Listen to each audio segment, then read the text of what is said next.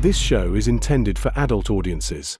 You know, people with bills, backaches, responsibilities, and a functioning sense of humor. It contains strong language, stronger opinions, and the kind of jokes that might send the emotionally fragile into a full-blown meltdown. If you're easily offended, perpetually outraged, or think words are violence, this is your cue to clutch your pearls, grab a blankie, and sprint to your nearest safe space.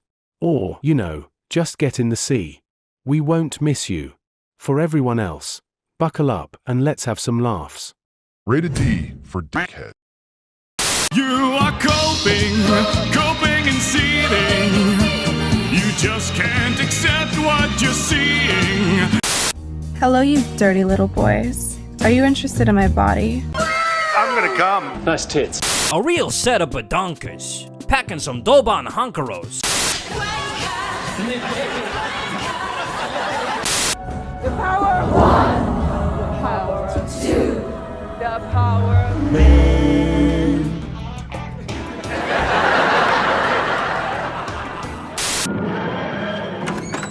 What's going down, babes? Show me the lovin'. Silence! You are too gay to be the doctor. I'm wonderful, and I'm the most amazing person in the universe. Exterminate!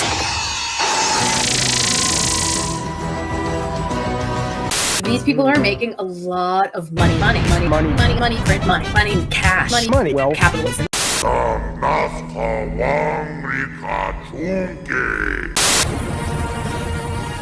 You're watching Will of the Fans! Let's fucking go!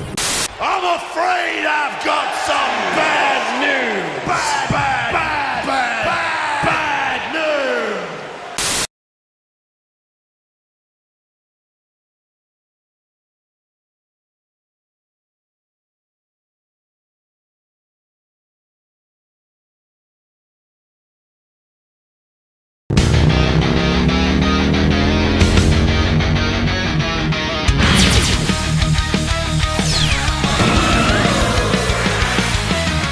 Engines roar through the ash-gray skies. The wasteland burns, but hope won't die. Every screen's a twisted lie, built to break us, make us comply. They poison the heroes, rewrite the tales, turn legends to dust, leave us frail. But we're not done, we won't bow down. Through the wreckage, we'll take the crown. Steel hearts ignite, fire in our veins. Freedom's calling, breaking the chains. They can't erase what we already know. Hyperdrive now, let's fucking go. Hyperdrive time, we're burning the night. Blazing through shadows, our stories ignite. Will all the fans come ride with me as we laugh at foolish hypocrisy? Hyperdrive time, it's now or it's never, as long as they rule and fucking go forever. Forever. Oh, forever. Forever. Go forever.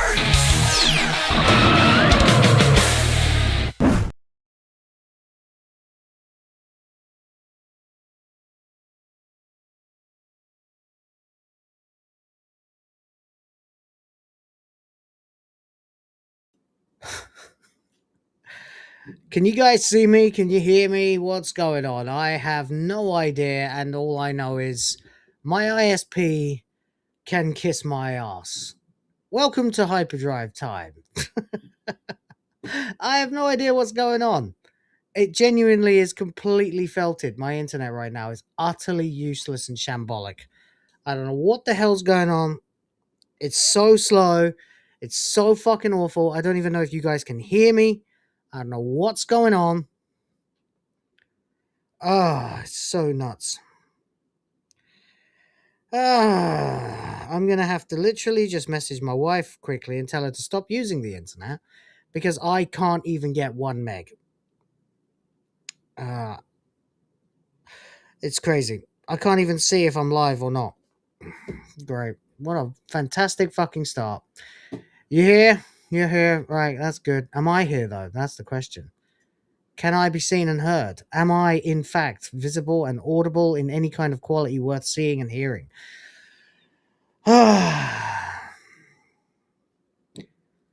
I don't know what's going on. I'm being completely fucked with by my stupid ISP. I didn't actually get to see more than 5 frames of that intro, so if anything was out of order, I do apologize, guys. You gotta love it, haven't you? You gotta fucking love it. Like, literally, I can't rely on my fucking internet provider to give me internet worth a goddamn.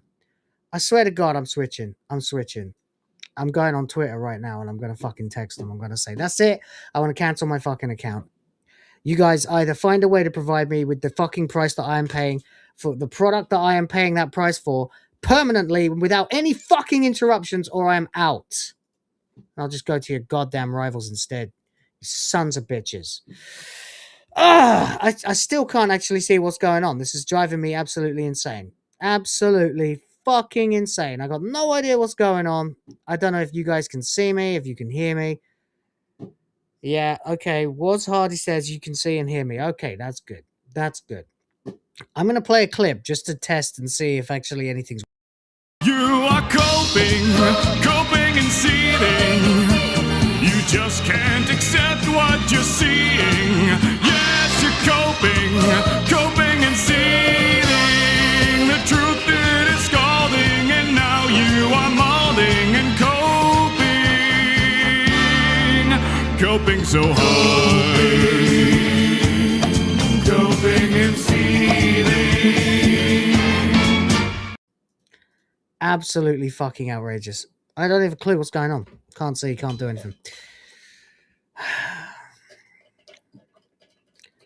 What a fucking perfect day. I don't believe this.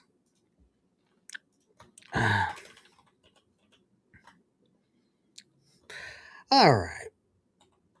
Can't even tweet him because the internet is that fucking slow.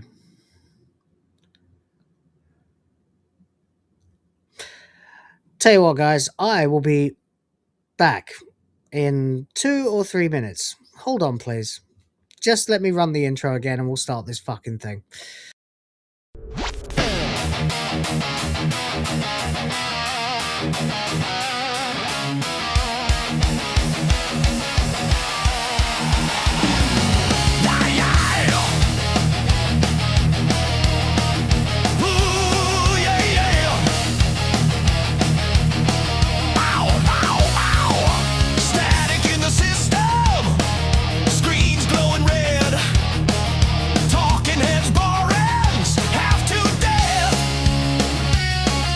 They sold you lectures.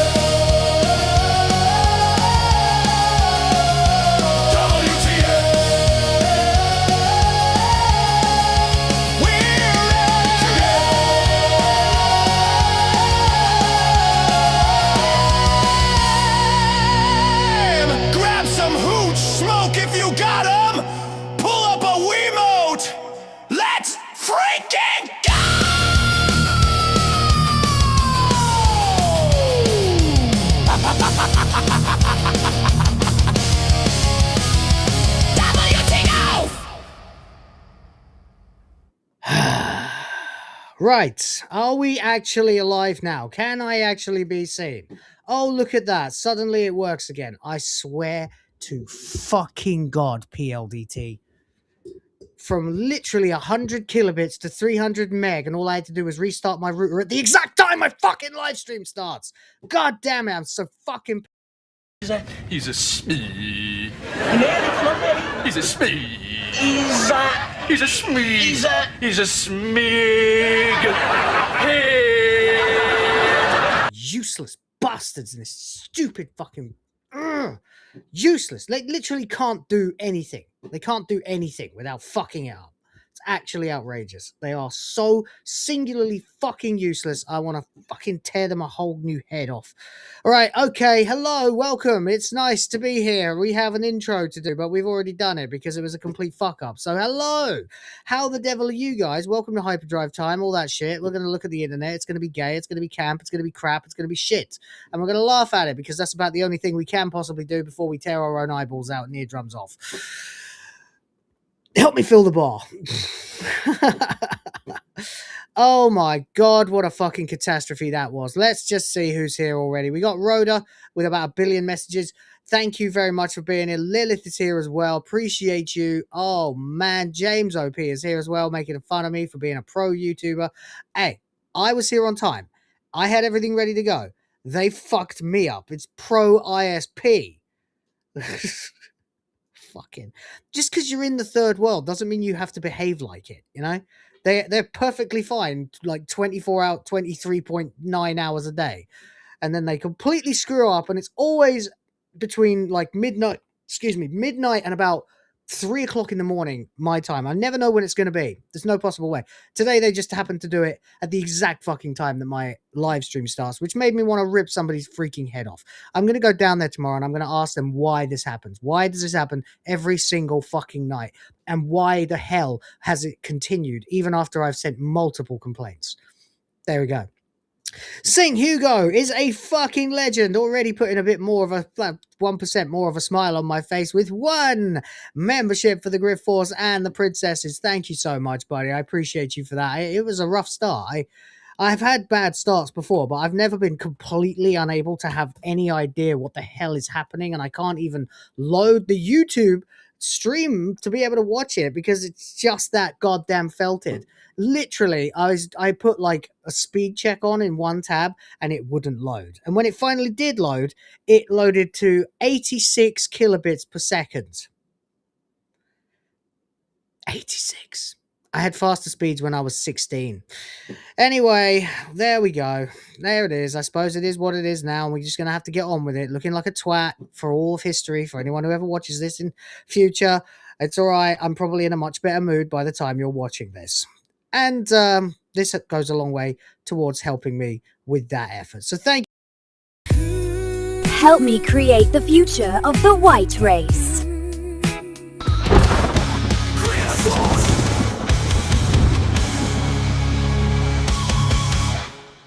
Yes, I know. I actually know why they do it. It's because there's no one online here, because everybody goes to bed early in the fucking Philippines and wakes up at 4 o'clock in the morning.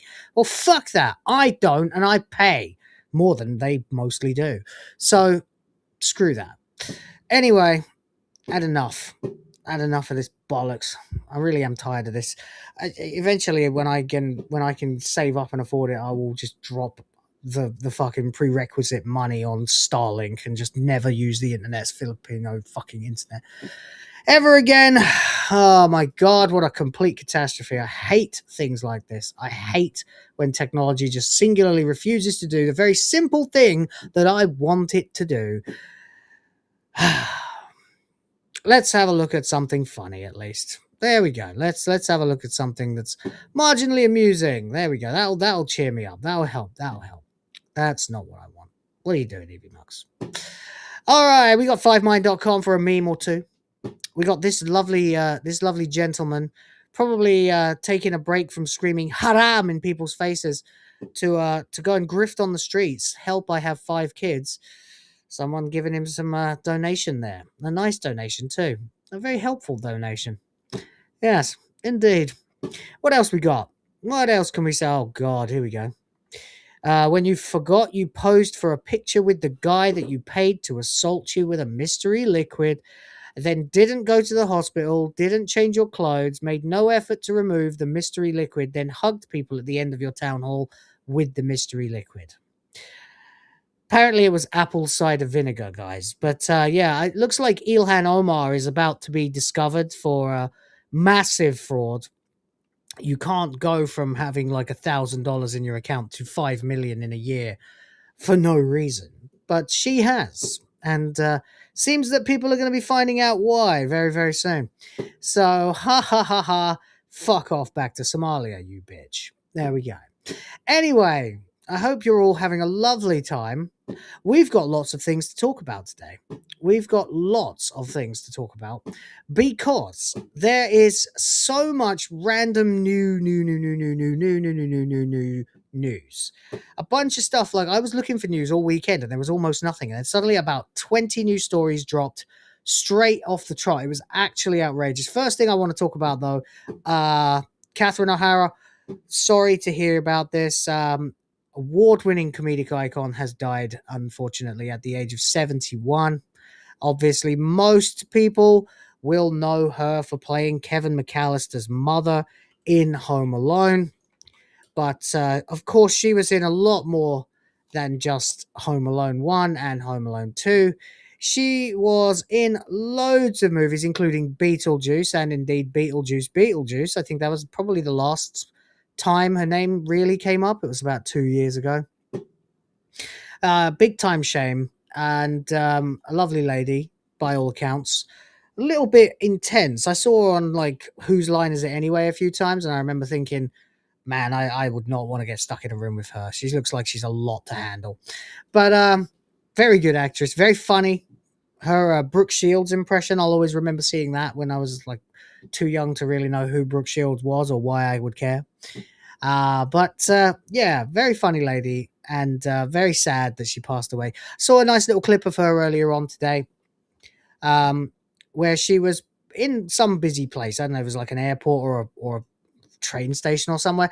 And some man comes up to her and he's like, "Oh, you're my favorite actress," and she's like, "Oh yeah, sure, yeah." And he's like, "No, really, I've seen like everything you're in. I've seen all of your movies," and you know, so much, so on and so forth like that. And then he asked her what she would say is her favorite role that she's ever had, and she said, "Mother to my children." And I was just like, you know what? That's a cheesy answer, but the earnestness in her face, and as a parent myself, fucking respect. Absolute respect. Big time respect. Yeah, I used to compare her to my mom, actually, especially in the second one when they had basically the same hair color and hairstyle. But yeah, unfortunately, she sadly passed away at the age of 71. No additional details were immediately available. She's obviously been in Beetlejuice, also Best in Show. Yeah, of course, she was in Best in Show as well. She's loads of stuff, actually. Loads and loads and loads of stuff going right back to the like early 80s, I think. Maybe before that. She was kind of that wave of comedians that came right after the Aykroyd, Murray, Ramis, Chase era. Although she probably caught the tail end of them too. Very good actress, very funny woman. There she is. That's her doing. That's her Brooke Shields, isn't it? Yeah. On SCTV, yes, indeed. Second City Television. There she was. Oh dear, she wasn't looking that good actually. Wow, that dress is outrageous. What in the world were you doing? What is that? I don't want to know. Of course, 1990, Home Alone, 92, Home Alone 2. She was in Wyatt Earp, of course. What else? Waiting for Guffman, For Your Consideration, Curb Your Enthusiasm, 30 Rock. She was in that, of course, too, and Modern Family. Schitt's Creek. Great. Loads and loads of stuff. Anyway, just, mad respect. Mad respect to a woman who for an entire generation was that kid we all think is super cool's mum who isn't cool. And yet when you grow up a bit, you kind of relate more to her. So rest in peace, dear. So sorry to hear about that. That sucked. But there we are anyway. There we are. Okay. I feel like I've got my rhythm now a bit better than what we're dealing with now. Mum Dani's mom was on a certain island. Yes, I heard some things about that. There are, in fact, quite a few people, it turns out, who've been recently alleged to have been on a certain island. I'm not really going to go into too much of that, but yeah, there are people all over the place. People you wouldn't expect. Like, even I wouldn't expect. And yet, there they are. For whatever reason. Anyway, let's move on then. We've got a couple other things to talk about before we finish the show, as you would expect. Sorry about the rough ass start. Sorry about losing my fucking mind. I can't stand technology doesn't work. I can't stand companies that don't do their goddamn jobs. I can't stand services that I pay for that just fail. Singularly fail to do what they're supposed to do. And I especially don't like it because you guys, from time to time, pay me to inform, entertain, and whatever else. And when I can't do that, I get very cross. So there we go. Rhoda says, are there any other mods about? He's trying to edit shit. Yeah, James is here. James is in the chat. He'll be lurking. He's usually around. I generally don't think I could ever like search for his name and not find it come up. So yeah, you're all right, mate. You're off the hook. Anyway, we are, yes, there's even a pic of young Mamdani with her and the E-Man and Mr. Clinton, Mr. Gates, and Mr. Bezos. Yeah. The whole world has been engaging in certain activities for quite some time now. Anyway, I had a couple of other things I wanted to show you about, but unfortunately the right people for that are not yet here.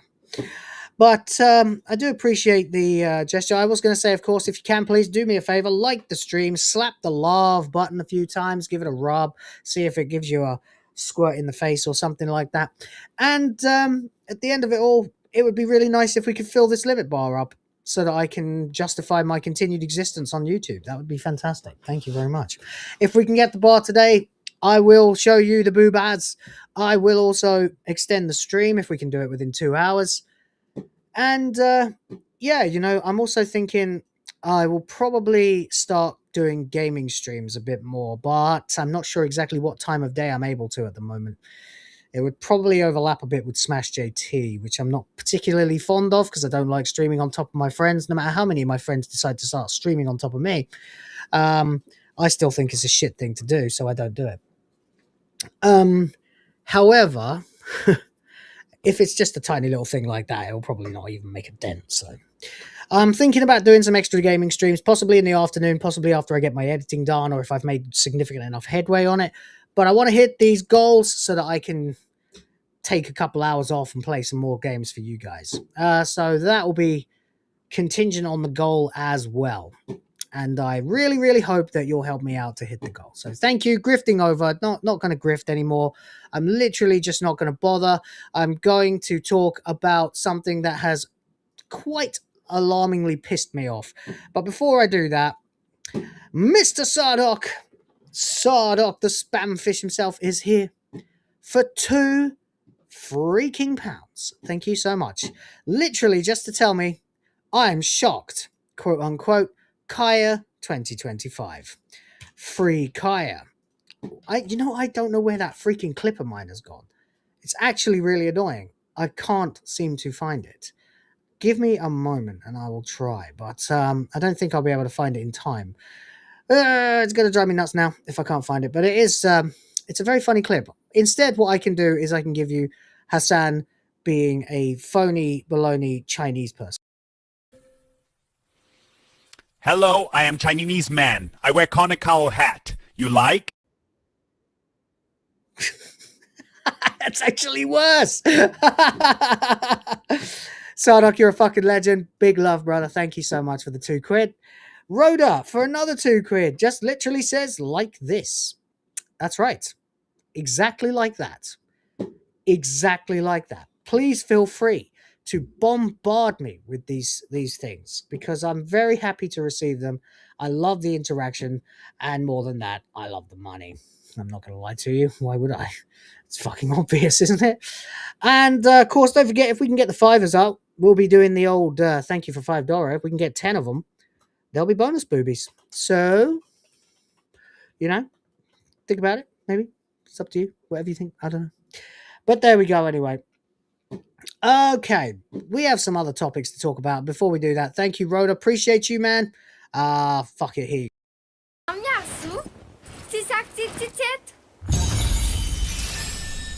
That's right, baby. And we have got some more stuff that we have definitely got to talk about. We've got big fucking betrayals. We have got stupid race swaps. We have got crazy gaming news. We've got topics galore. However many topics you might want. However many I can get through. I'm literally sitting here right now looking at store closures, franchise destructions, race swaps, presidential lawsuits. Oh God, some Starfleet Academy is in there too. And of course the the second topic of the night will be the Odyssey race swapping of Helen of Troy, otherwise now known as Helen of Detroit. Because you have to. Because you have to. The other one that I've heard that I really liked was the face that launched 1,000 crypts. That's really good. But yeah, there's loads of other stuff. We got gaming news, movie news, TV news, all the other shit. And we will be getting right to that in just a matter of seconds. First, though, I have to do a very quick thing that literally just makes me go insane if I don't do it. So I'm going to take 30 seconds to do it. And you guys can just enjoy this for no reason at all. Money, print money, cash, money, wealth, capitalism, raise a bunch of money, more money, heaps and heaps of money, print money, cash, money, wealth, capitalism, raise a bunch of money, super chat, money. As salty as the sea, calling us no-code names. SJW screaming, but it's money they blame. Burning with envy, they're falling flat. They can't handle the sound of a super chat. All right, that was really, really fast. I managed to do that so very quickly. Let's begin this absolutely cursed and felted stream then. Okay, let's start it off. Harry Potter news first. J.K. Rowling is being attacked again. And this, when I first saw this, I sort of rolled my eyes and I thought, this is nothing really. But then I kind of thought about it. And I'm especially pissed off because I really, really like John Lithgow. He's been someone who's been making me laugh since I was about 5 years old when I was watching Third Rock from the Sun with my old man and laughing my tits off at him as Dick Solomon. And then, of course, realized that was him in the Beethoven movies as well, I think that was him. So actually even longer than that. So I've been actually following this fucking guy's career for a very, very, very, very long time. It was either that. It wasn't Harry and the Hendersons. That wasn't him. So yeah. And I really wasn't like pleased or displeased when I heard that he was going to get cast as Dumbledore, because I thought, well, he's an extremely talented actor. And that makes perfect sense. There was a bit of a to-do about the fact that he's not English. But, I mean, if you've ever heard the man play various roles that he's done, he's perfectly adept at an English accent. So there's like literally nothing wrong with him playing Dumbledore. Now, then there's obviously the fact that he decided that he was not going to get involved in all of the anti-J.K. Rowling bullshit, right? So obviously most of you will already remember that we have a fairly complicated relationship with J.K. She is, of course, a raging feminist. She is leftist as fuck in most ways, but not really leftist, more just sort of retro lefty. And in most ways that don't really annoy people that much, but on the trans issue, she basically became further right than anybody on this show, on this channel, or in the chat. So that's just hilarious. And I thought that John Lithgow was kind of, you know, hey, buddy, good stalwart behavior there, holding on, standing firm, not saying a fucking word. There's another element to this that pisses me off as well, and that is that for all the weird, questionable shit that's been going on with this bloody show, with fucking Papa, whatever his name is, Wakanda, playing Snape, Black Snape, we don't need that. Lithgow seemed to be good, and the ulterior motive of J.K. Rowling appeared to be to wrench the iconography away from Radcliffe, Grint, and Watson, and cast another generation of people to play Harry Potter's characters, to be able to perhaps distance herself from the people who have unilaterally turned on her and insulted her because they fell under the ideological capture of hardcore leftism, including trans bollocks and various other things that she doesn't agree with. Men in women's bathrooms, for example. Wesley Snipes, that's a good one. So it must be doubly, maybe even triply disappointing for me now that this guy's turned around and just immediately felted her after, well, not immediately, after several months securing the role, getting himself there. He now turns around and appears, at least, to have attacked J.K. Rowling over gender views after previously dismissing the controversy. So let's dive in and find out just how angry I really am. When John Lithgow was asked in April 2025 whether J.K. Rowling and her views on gender politics gave him pause before accepting the role of Albus Dumbledore, his response was unequivocal. "Oh, heavens no," he replied, openly questioning why Rowling's views should matter at all. He thought, "Why is this a factor at all?" he added. At the time, Lithgow dismissed the controversy outright. He noted that he had not yet met Rowling and expressed curiosity about eventually speaking with her, but made clear that her views had no bearing on his decision. Less than a year later, he is telling a very different story. From "why is this a factor" to "I take the subject extremely seriously." Uh-oh. In February 2026 interview with Variety conducted at the Rotterdam Film Festival, Lithgow framed the issue in an almost entirely opposite term. "I take the subject extremely seriously," he said, before issuing his sharpest public criticism of Rowling to date. Now there he is, playing Dumbledore. My first question, and now you've got to forgive me, I've only ever read Harry Potter the one time. Is he not supposed to be dressed mostly in purple? Dumbledore? I'm pretty sure it's McGonagall that wears emerald, right? Wears the green cloak most of the time. I could be wrong. I might just be remembering the first scene of Philosopher's Stone when I say that. So, kind of hard to remember that. But if that is the case, then they've already completely fucked up the entire thing. He is, in fact, 80 years old. You're right. Mau Mau in the chat. Nice to see you. I've got some names here I don't recognize today. Hello. Welcome. Yeah. It's a weird one. Like, why on earth has an 80... Right, okay. Here's another frame of reference for you. I grew up with an awful lot of guys that were 40 years older than me, right? My parents' friends. They're all dead now, as are both my parents, sadly. But I'll tell you, not a single fucking one of them gave a fucking hoot about the rights of men to piss in women's bathrooms if they want to pretend that they're women. The only attitude I ever got from them was, they're disgusting. What the fuck is wrong with them? And I heartily agree. So I don't believe for a fucking second that a man of Lithgow's age, distinction, you know, acting pedigree, the shit, 80 years old means that he was born immediately after the Second World War. You know what I mean? Like, as it came to an end.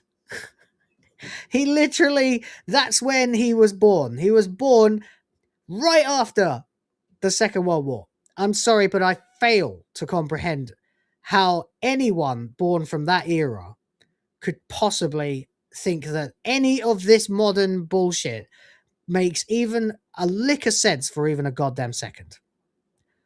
It's baffling to me, frankly. But there we go. You watched one movie because your girlfriend liked it. It was all right. They're all really good, man. The books are way better than the movies, but the movies are all really solid. I know a lot of people complain about Goblet of Fire because they cut out about half the book, but to be fair, if you actually look, right, hang on. Just happen to have my wife's collection right here that I bought her when she expressed an interest in reading them. And hold on a second. Let's swap this out. Right. Book 4. Like double the length of book 1. Book 5, fucking thrice the length of book 1.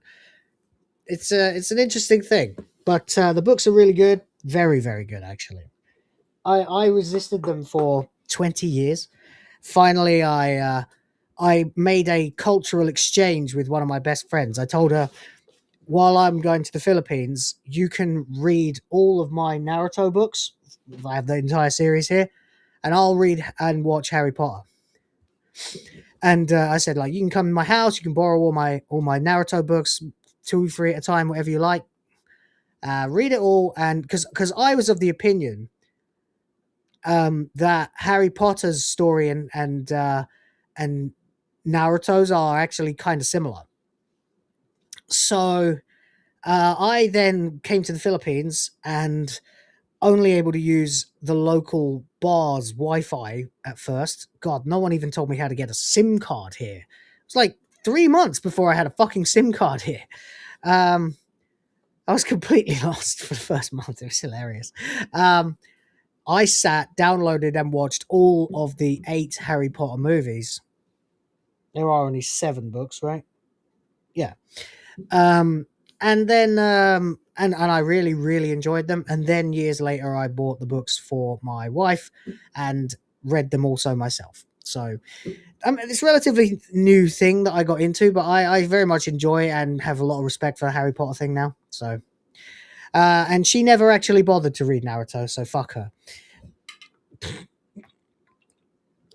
Anyway, should have known. But there we go. Anyway, I think it's an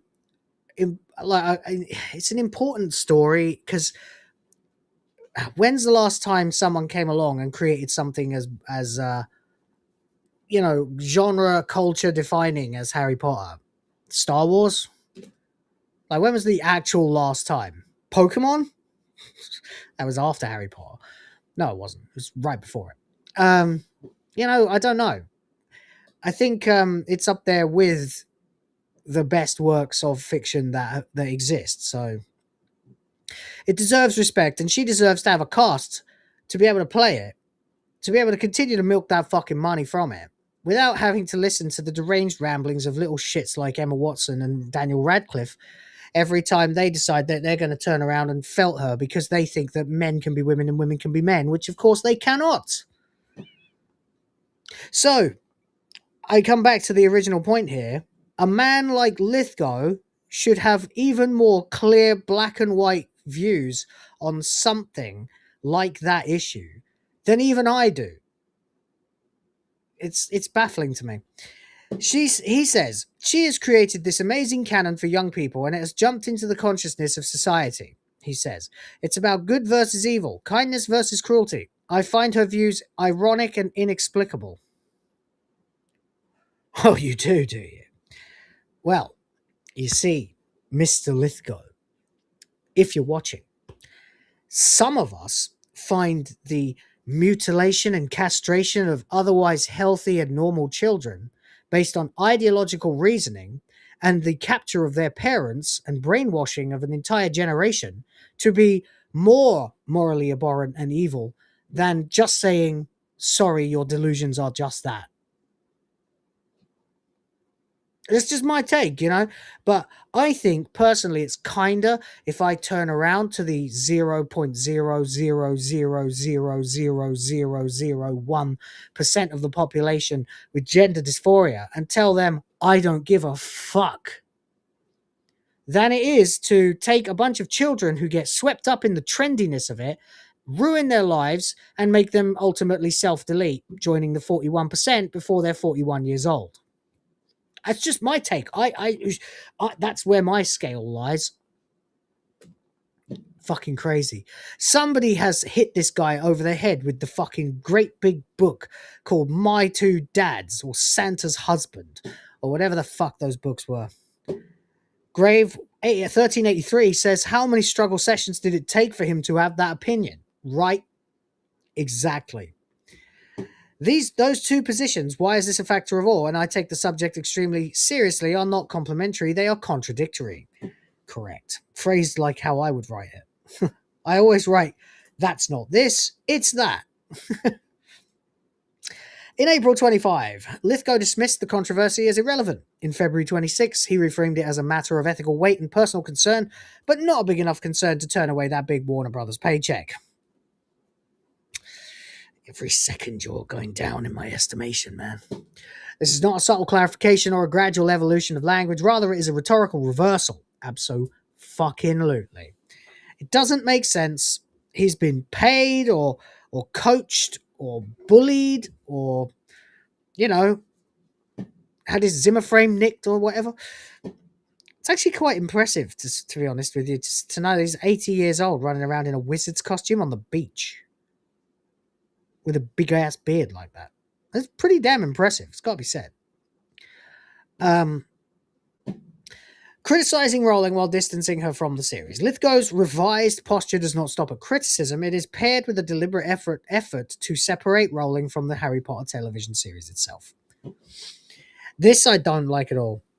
As someone who's currently writing a book, a series of books that I will write, whether they sell or not, I wholeheartedly believe that the creator, if alive and willing, must, and I mean mandatory, must be involved in the production of any and all adaptations of their work.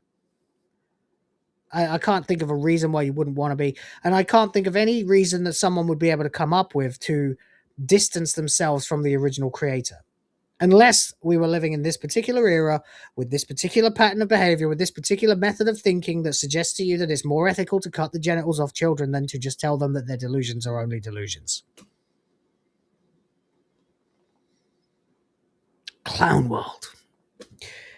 Says, I've never met her, Lithgow said. She's not really involved in the production at all, but the people who are remarkable.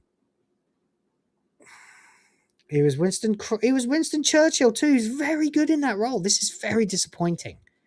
The more pictures of him I see, the more I remember how many roles he's been in that I've really enjoyed him in. God damn it. The sequencing matters. My mum was watching The Crown on Netflix when she was still alive here in the Philippines. Paradox Knox, evening fellas, sorry I'm late. You're not that late. I wouldn't worry about it. Plus, the first 20 minutes were a shit show anyway when my internet wouldn't work. So you haven't missed that much, to be honest. But you can make it up by pinging a super chat. Yeah! After asserting moral seriousness and labeling... I'm just kidding, man. You do what you want. Rowling's views inexplicable. Lithgow immediately pivots to minimizing her role in the project. Yeah, that's interesting, isn't it? He played Winston Churchill in The Crown. That Netflix show that was that had Matt Smith playing Prince Philip. I can't think what the young one was, but the middle one was... Oh, no, it was like the... Yeah, it was Olivia Colman. Olivia Colman played Elizabeth II middle-aged, or slightly over middle-aged, I think. It's actually kind of hard to remember. But then, of course, they got to the more recent series where they've got, like, Charles and Diana. That's a thing now. And you start to think, you know, I don't really like this royal family anymore. But, yeah, Lithgow apparently did play Winston Churchill, and I completely forgot about that. I used to catch it like because I'd go and visit my mum and dad when they first got here to the Philippines when I brought them over, and my dad would be playing Alondra probably, and my mum would be watching The Crown because she was always watching The Crown. It was her favorite thing, and she didn't have any BBC, and she wasn't exactly very well versed in branching out, you know, like beyond the kinds of things that that you'd see on the BBC. So she just ended up mostly watching The Crown, round and round and round and round and round. But then, unfortunately, she died. So, you know. But it was a pretty good show, actually, from what I saw. I don't really know. It's not like I was paying much attention. I saw consistently good performances from a lot of people involved.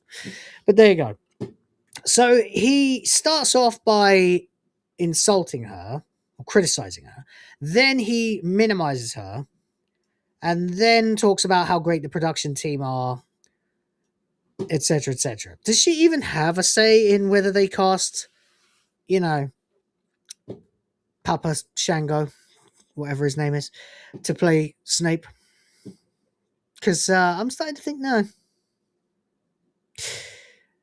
Yeah. Aww.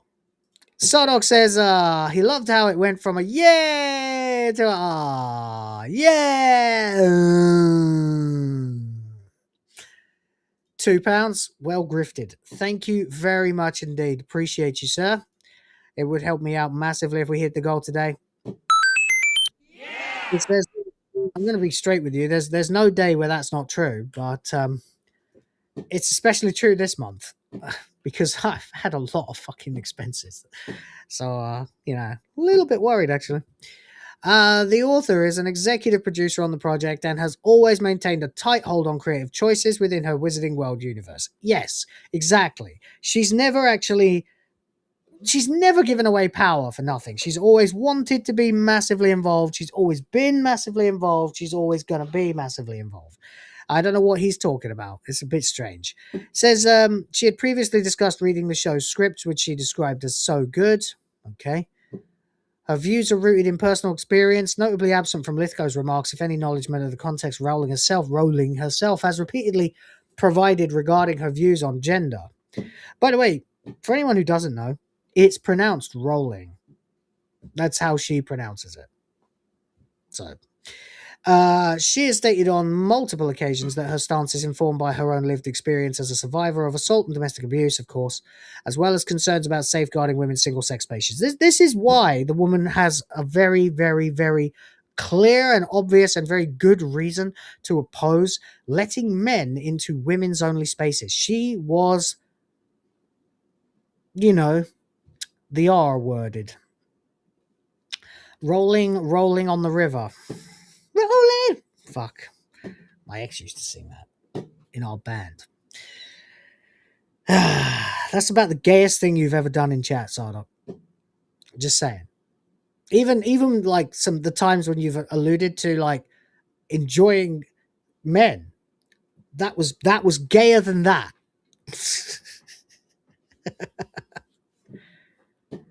Fuck's sake. Not even remotely sorry. You shouldn't be. It's okay to be gay. She has framed a position not as hostility toward individuals who identify with a gender that differs from their birth. Yeah, it's not, but that's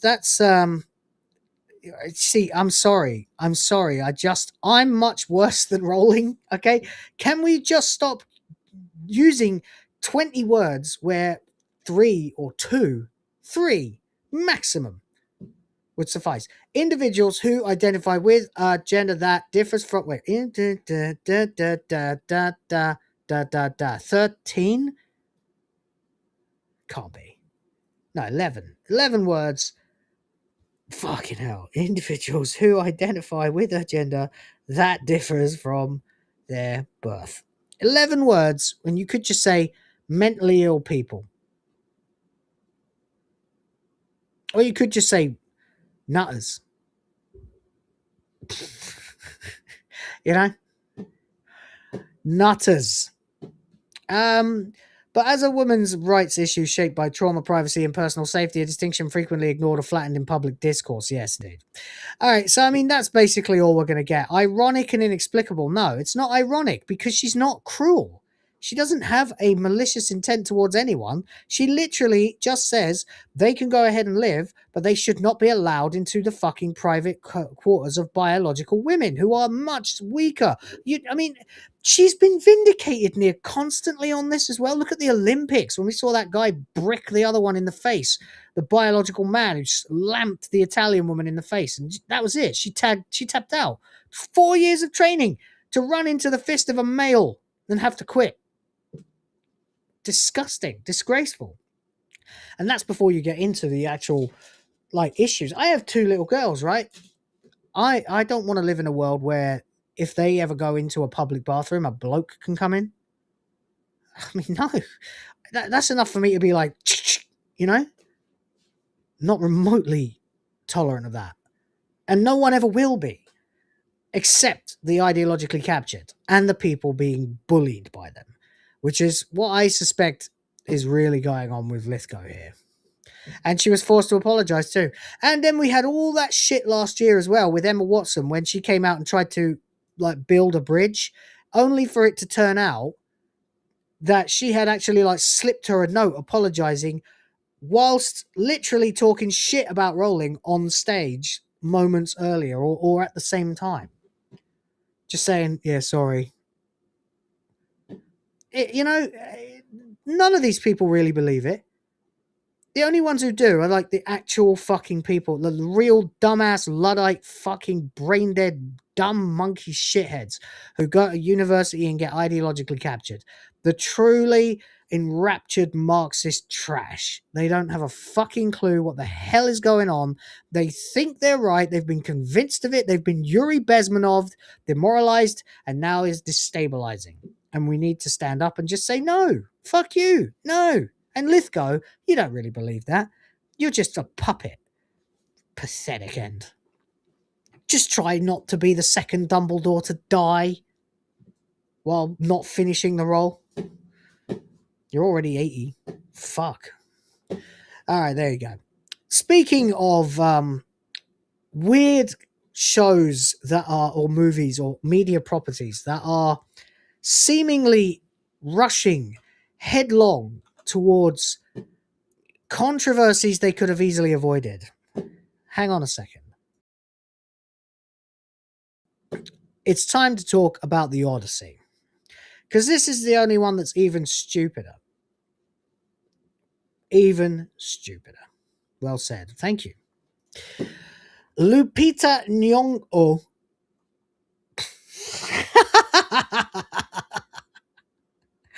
Lupita Nyong'o. Nah, demons, demons. Rumored as Helen of Troy, henceforth known as Helen of Detroit. In Nolan's The Odyssey, Elon Musk slams director's integrity. I'm a couple of degrees of separation away from Christopher Nolan, but I actually even taught his nephew some editing once through a mutual connection that we had at the college where I studied. Just the weirdest fucking thing. My mentor ended up teaching Nolan's nephew, and I got to help once. But I always thought Nolan was, had his head screwed on straight, Lupita Nyong'o sounds like a type of VD. It does, yes, it does. Helen of Detroit, the face that launched 1,000 Crips. Rumored as Helen of Troy in Nolan's The Odyssey, Elon Musk scrams directors. Okay. So, on the right there, you will have spotted, no doubt, Diane Kruger.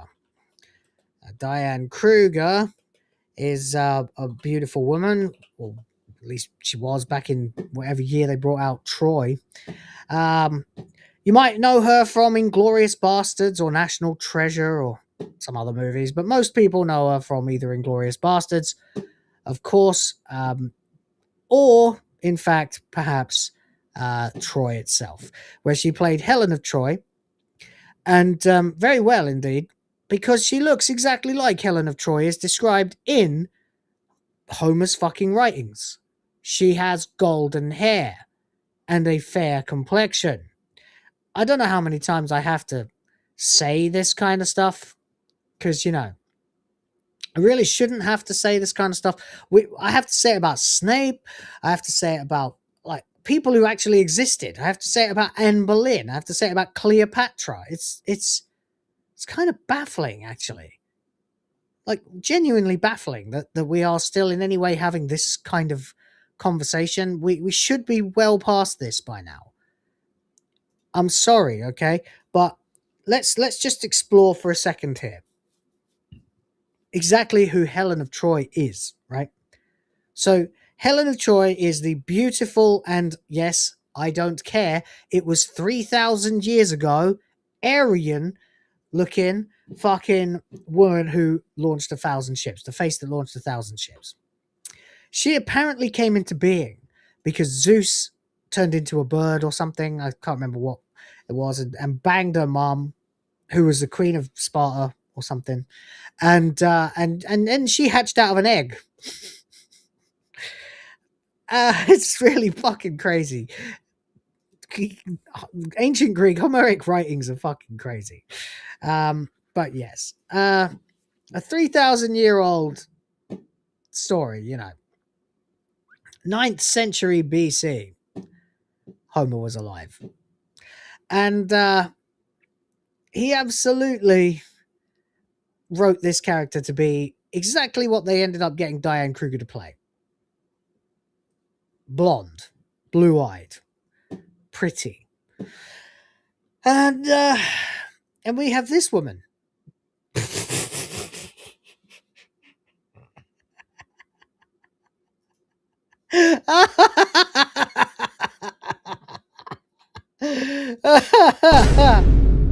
No, buddy. What we got now, we got the face that launched 1,000 crypts. That's right. Right here, Helen of Detroit.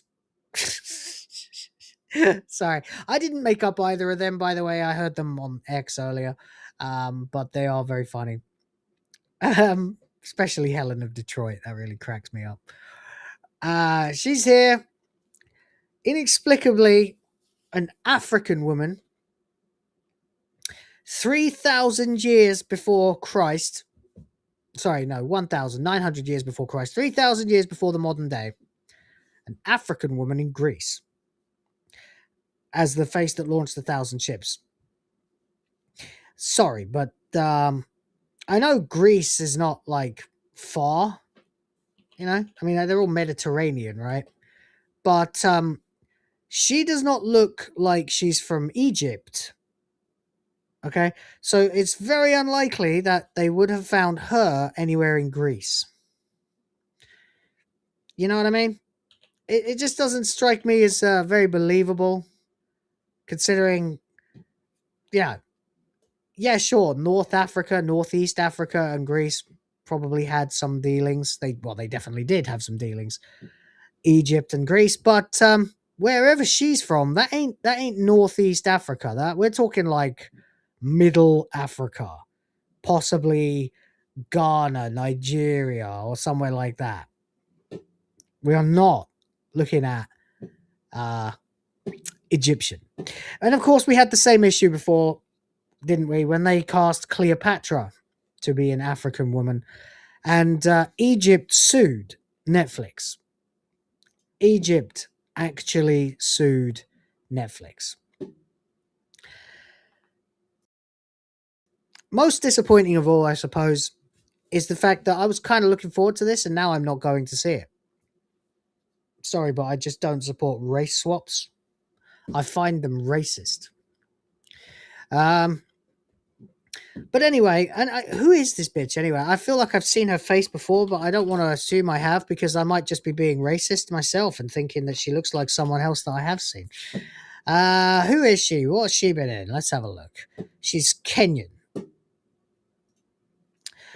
She's from Kenya. Well, she's actually Kenyan Mexican. Of course, she was in 12 Years a Slave. Oh, by the way, bonus points to whoever it was earlier that said that the people who interacted with Helen of Troy would never have actually listened to her. They would have sold her if she looked like that.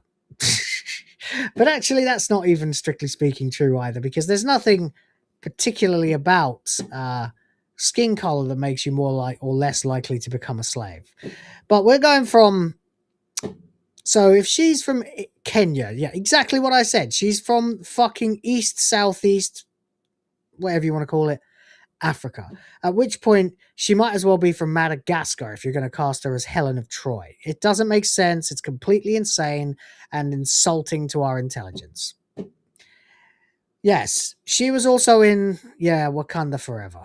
That's right. That's right. What else has she been in then? Who did she play in Wakanda Forever? Nakia.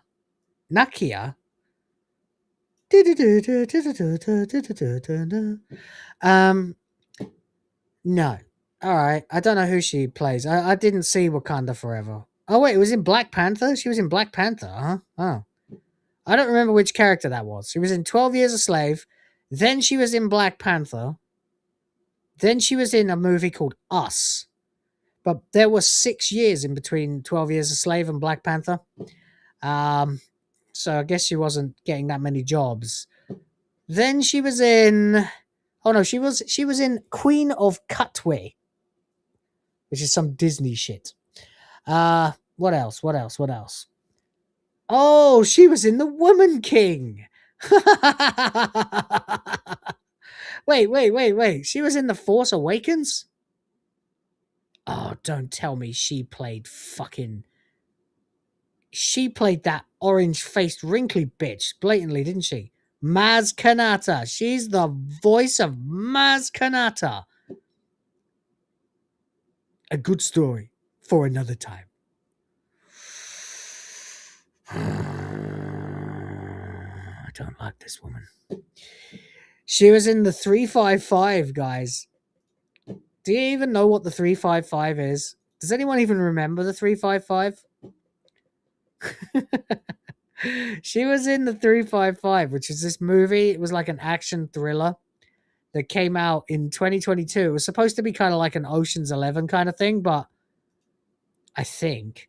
But with all women, of course.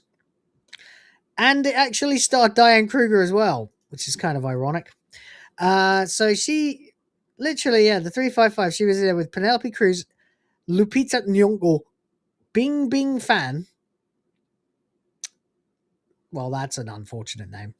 And Jessica Chastain, who, of course, is responsible for the whole thing. So there we go. Anyway, to the point then. A rumor that Lupita Nyong'o is playing Helen of Troy in Christopher Nolan's upcoming adaptation of The Odyssey is getting attention from all corners of social media, including ex-owner Elon Musk based. It bombed. The 355 completely bombed. It was an utter disaster. I can't even think like how it did in terms of reviews. It's not even the first thing that comes up when you type the 355. Let's have a look. 2022 action spy thriller film. Don't care about the plot. Release. Bomb. Marketing, bomb. $14.5 million in the US and Canada over its entire run. And $13 million in other territories for a worldwide total of $27.8 million. You released, Bing Bing Fan, right? It's an unfortunate name. That's the kind of name that someone was come up with to insult an Oriental person, wouldn't it?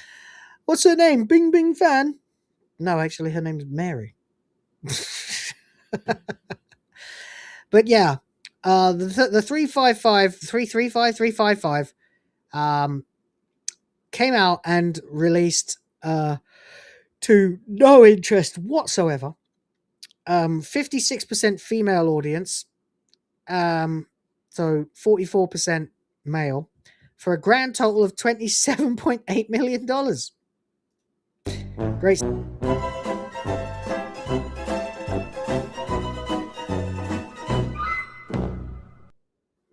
Yes, indeedy. Anyway, we got a super chat. Thank you very much. Appreciate you, Sardoc, coming in again with another 2. I haven't had a 5 yet today. We need. I feel like we're missing the clip. Bing Bing fan. Ah, my sides. You really are in a good mood today, buddy, aren't you? That's good. I appreciate you, and thank you very much. I think like one more, and you'll have done a 10. We are at 13% to the goal. God, Jesus Christ. Felted. The rumors gained traction over the last couple of days, but it actually goes back to March 2025 when the X account Nolan Archive shared a rumor that Lupita Nyong'o would be playing Helen of Troy and Clytemnestra. Oh. Two half sisters who are the wives of 2 Greek kings, Menelaus and his brother Agamemnon, of course. According to rumors, Lupita Nyong'o could play both Helen of Troy and Clytemnestra in Clytemnestra. I can't fucking pronounce that name. In Christopher Nolan's The Odyssey. So there's the original, and there's the artwork, the concept art. Jesus Christ. One of these things is not like the other, eh? Why do they keep thinking people won't notice this stuff? Why do they keep thinking people won't be offended by this stuff?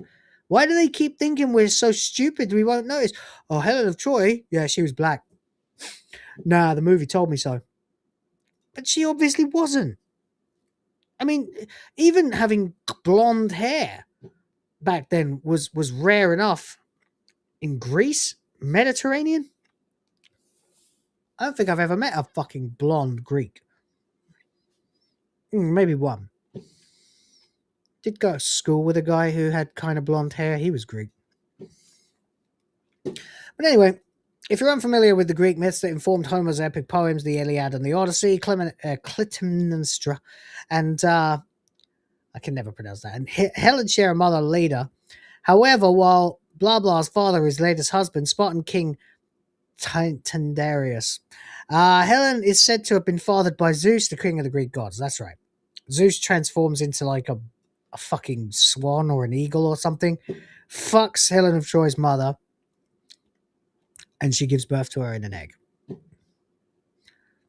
Blonde hair wasn't that rare in Greece? Really? Oh, okay. That's weird. I would have thought it would be too southern for that, because blonde hair is not very common in Italy. But, oh well. I guess it is what it is. Oh, excuse me. Alright. While it remains a rumor as her role has not been revealed yet, many are not happy with the idea of Nolan casting her as Helen of Troy, if that's what's going on. But again, we don't know if any of this is true because it's a race swapping, an important figure in Western literature and culture, someone even people who've never read any Greek mythology know.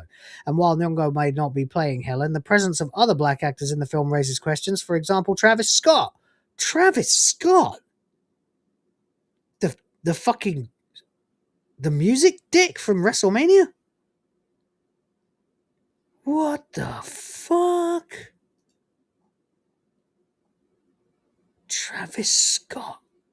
Are you having a... Oh, mate. I am not going to see this. Not even if someone else pays me. Why the fuck can't the people just let go of this fucking obsession? Gender this, race that. Fucking shut up. Though his role is also unknown, and it could easily be someone who would logically be played by a black actor, like one of the Ethiopian soldiers who took part in the conflict, right? And Zendaya is playing the goddess Athena.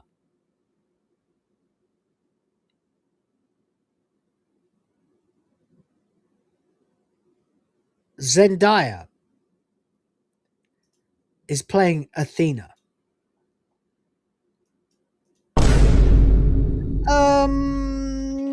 Okay.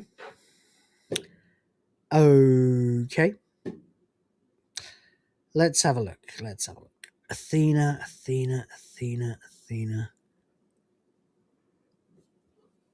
White. Brown hair, blonde hair, red hair. White.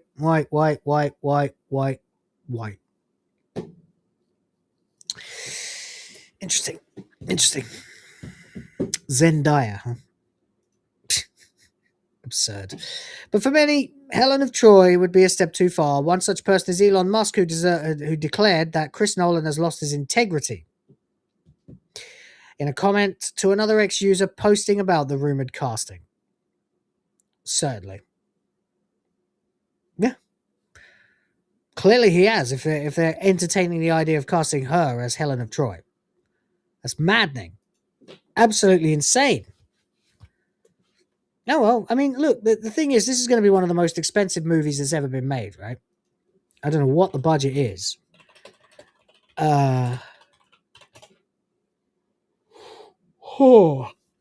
Apparently it's only 250 million, but I don't believe that.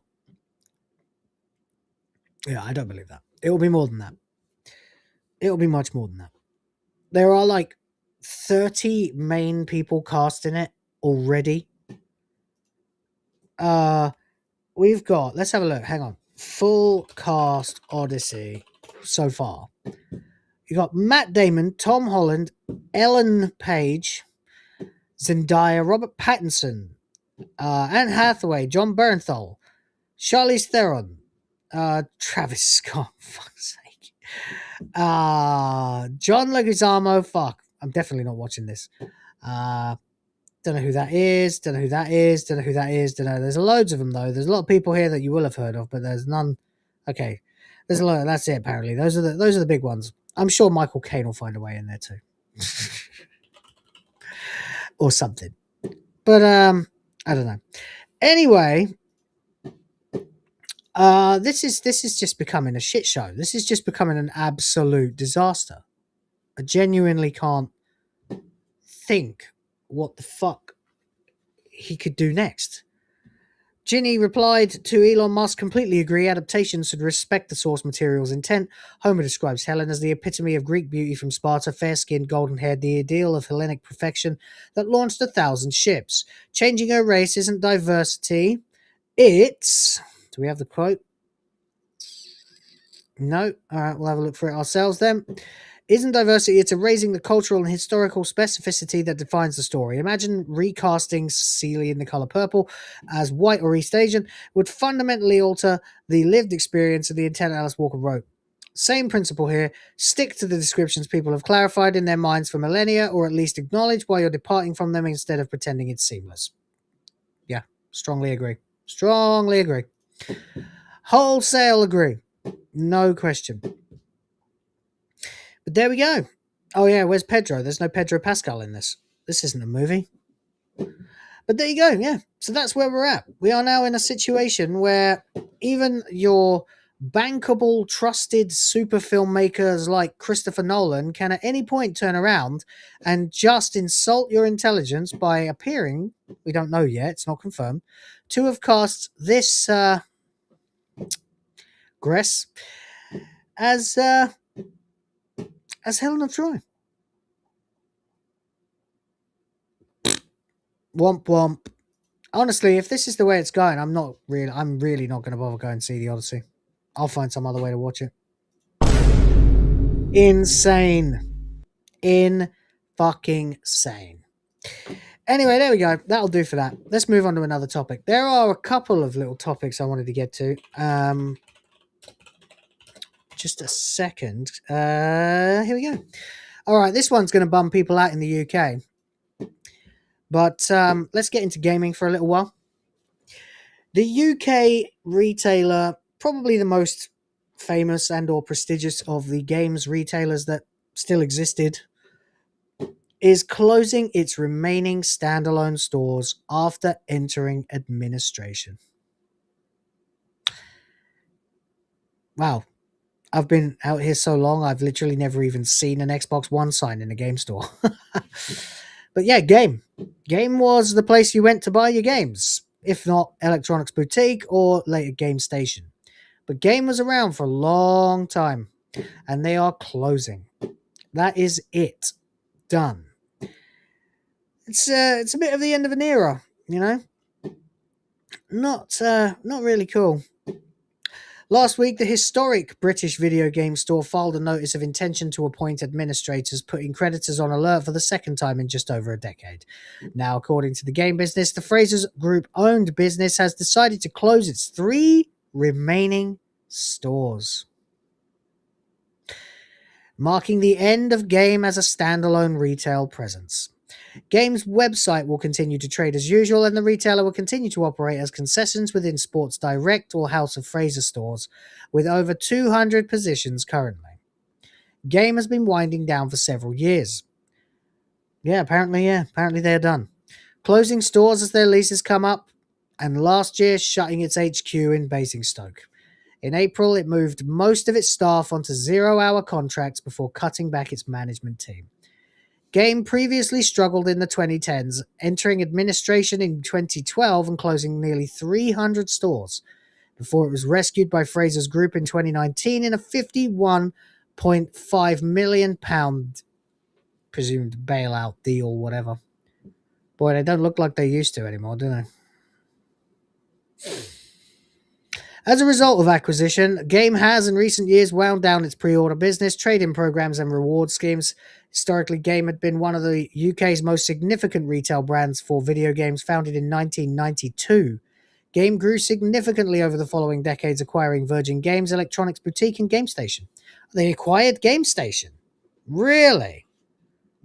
I remember when they bought out Electronics Boutique. That was like early 2000s. But GameStation, that was like the only rival they had. At a certain point, there was the only place you went to, there was the only game shop around. It was either Game or GameStation. That sucks.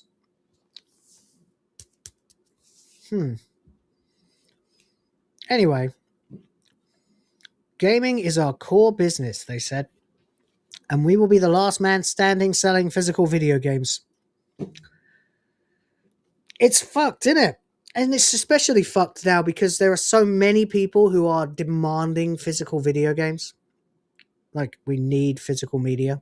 We want physical games to buy, to hold in our hands, to keep on the shelves. Until we get that back, we really won't have made a real significant change to the game industry. Well, I suppose in a couple of years, we'll just fire up Gamergate 3 and start making it all about getting physical media again. We see our place in the market as proving there is a place for physical, whether that be the collector's editions, which we see as the vinyl of video games. Kinda, yeah. Or the gifter who doesn't want to wrap up a download code for Christmas. Well, now what choice do you fucking have? Amazon. But we need to be realistic. We have a business to run, and the expectation is that this will decline, so we need to fill that gap. This is a fucking tragedy. I'm not even around to see it. Man, I used to be so fucking excited when I walked in there. When I walked into a game, I knew I was going to have a great time for the next 20 minutes, just looking at what was around. And I remember standing in game in Luton, in the mall in Luton, in about 1998, with somebody. I think it was a mutual friend of mine and Ebenezer's, actually.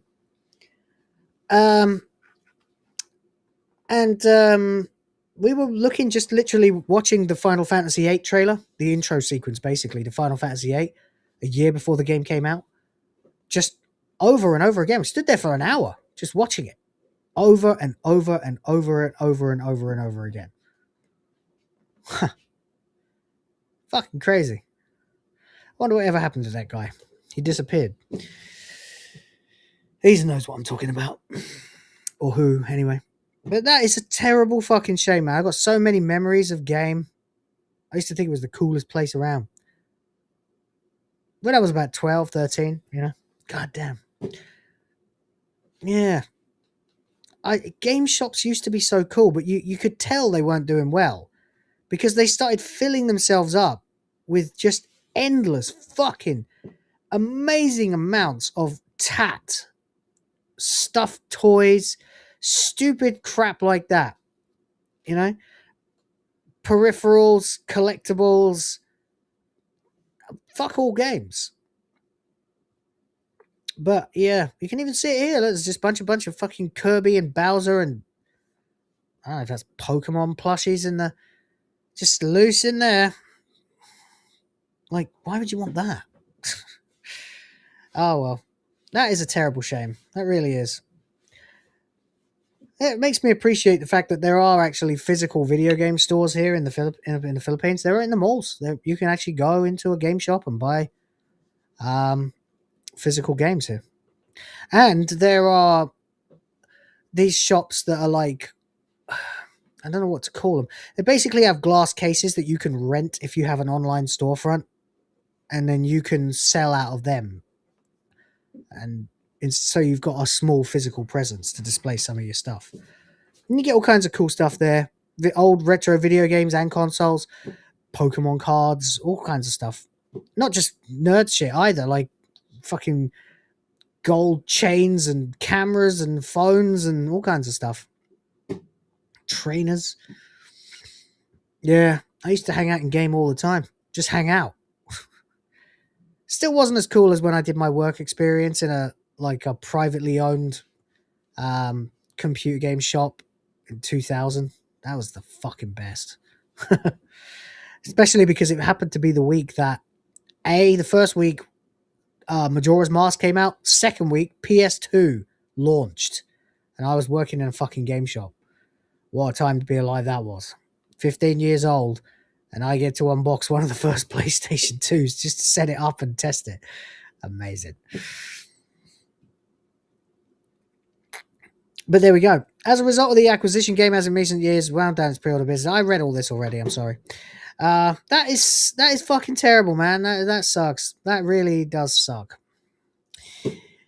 And it's not getting any better either, because Sony appears to have patented a touchscreen PlayStation controller that lets players choose where they want to put the buttons.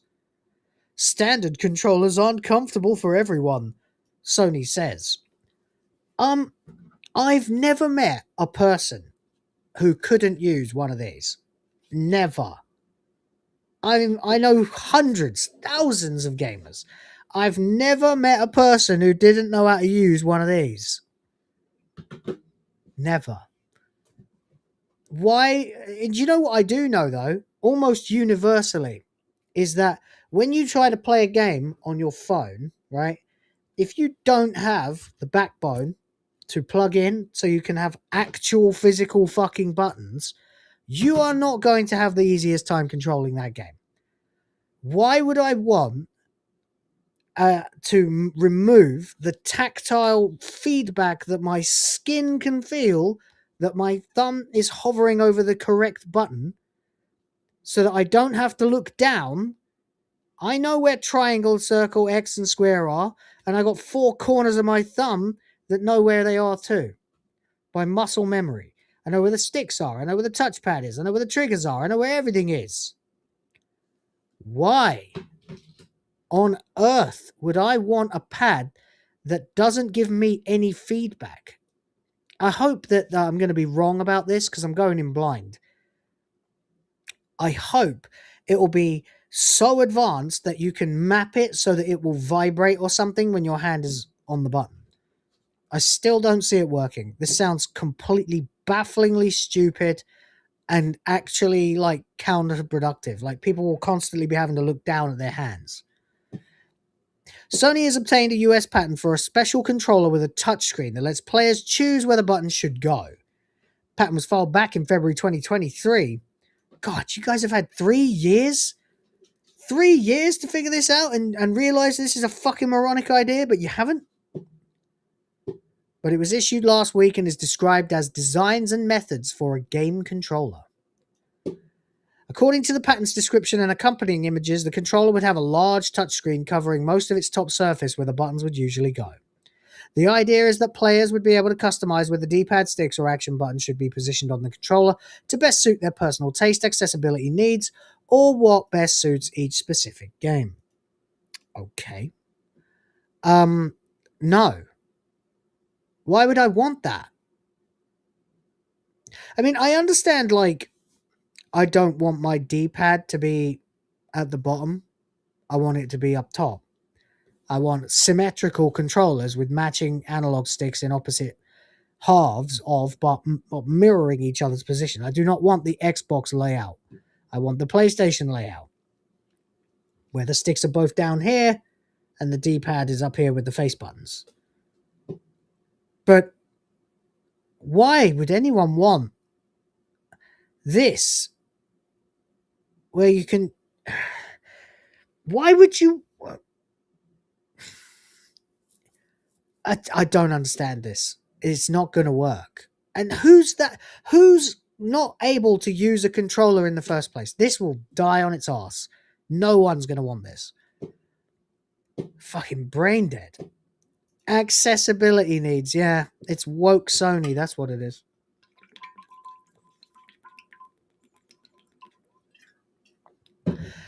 It appears that players can also choose to resize the buttons or even remove some buttons altogether for certain games. In theory, this could mean that the player was playing a simple platform game. They could replace all the buttons with a single large jump button. Well, no, because you'd need a run button too. Or unless you're playing Sonic, I guess. Or if they were playing a game that only required a D-pad or a left stick, they could choose... What kind of games are these people playing? Right? Whoever thought a controller without buttons would be a serious thing? I know. I've got a controller that has no buttons. I bought it from the baby toys section of the local department store in the closest mall to my house. The analog sticks don't rotate. They just go up and down or left to right.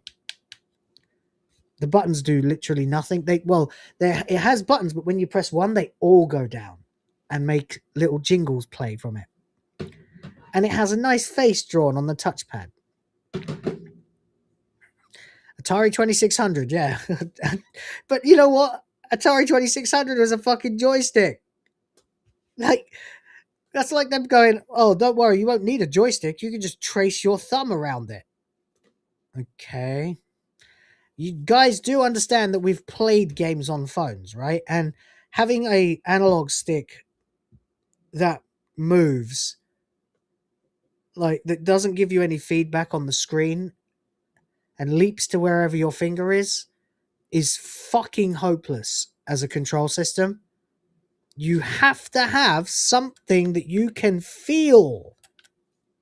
You have to be able to feel it moving. It's maddening. Absolutely crazy.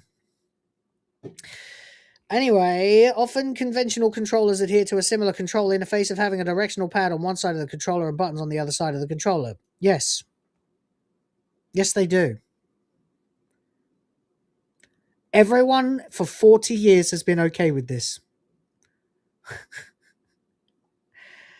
One of the drawbacks of existing designs may be the fixed configuration, but it doesn't bother people, does it? Whether you're lefty or righty, it doesn't really matter. And I mean handed, obviously, politically left-handed people are crazy.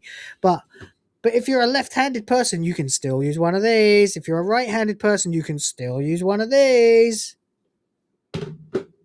Hell, you can even use fucking one of these. What are you going to do about this one, huh? Even here, look, it's dealer's choice, right? What are we going to use, right? You've got... This is about as much variation as you'll ever need in your controllers. Principally, do the analog sticks line up or not? Yes, this is a knockoff DS4. I wasn't going to pay full price for something I was just going to plug in to play silly old games. But there we go. The common denominator, though, they all have buttons. They all have buttons and sticks. Because you fucking need that. It's like...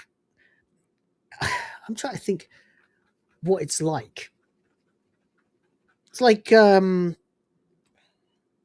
we're going to give you a pen, all right? And when you're holding it, it feels like you're holding nothing at all.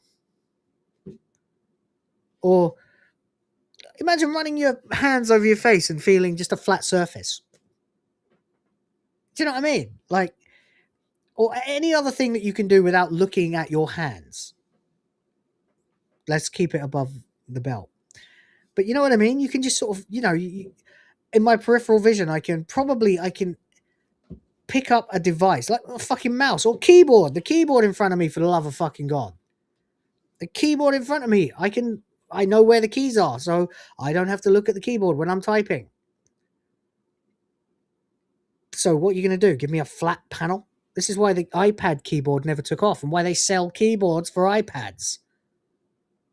It's why they sell backbones for phones, so that you can have analog sticks and buttons to play games on your phone. I've got one. We literally are permanently trying to come up with ways to make mobile and tablet gaming more like the real thing. And now you're telling us you want to turn this into this. Madness. Absolute madness.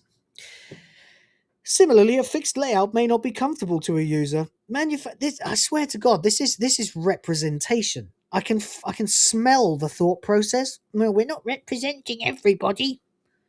Okay. All right. Go ahead. Make this insanely stupid, probably very expensive, flat, buttonless controller and see how many you sell. Manufacturers typically do not veer from layout or controller size to reduce cost. But they don't need to. One size genuinely does fit all. Crazy. Controllers may include button configurations for hand sizes that do not accommodate all players. Well, I'm in Asia. I have one of these. It's the same exact size and specs as the ones I get in the West. And the people who play on them have no issues with it. I was able to play PlayStation on a relatively similarly sized pad when I was 9 years old. Why are you overthinking this? It's virtue points, isn't it? Fucking hell. Oh, wow, look at you. You can move the configuration to make it more comfortable for yourself. Or you can just man up. That is so stupid. Oh boy. Another drawback of conventional controllers may be the fixed nature of input controls. Yes, but you haven't answered the simple question, which is what are you going to do about the absence of tactile feedback? For example, a controller only has enough space to include a D-pad, a joystick, and each element is usually located in a different location. Due to the size of physical control elements, game controls may be limited. In addition, inclusion of controls can increase controller size. There exists a need and desire to allow for improvements and modifications to game controllers. Hard disagree. We have been people. How many different types of game controllers have people tried to invent? Since the N64, people have been fucking with control pads.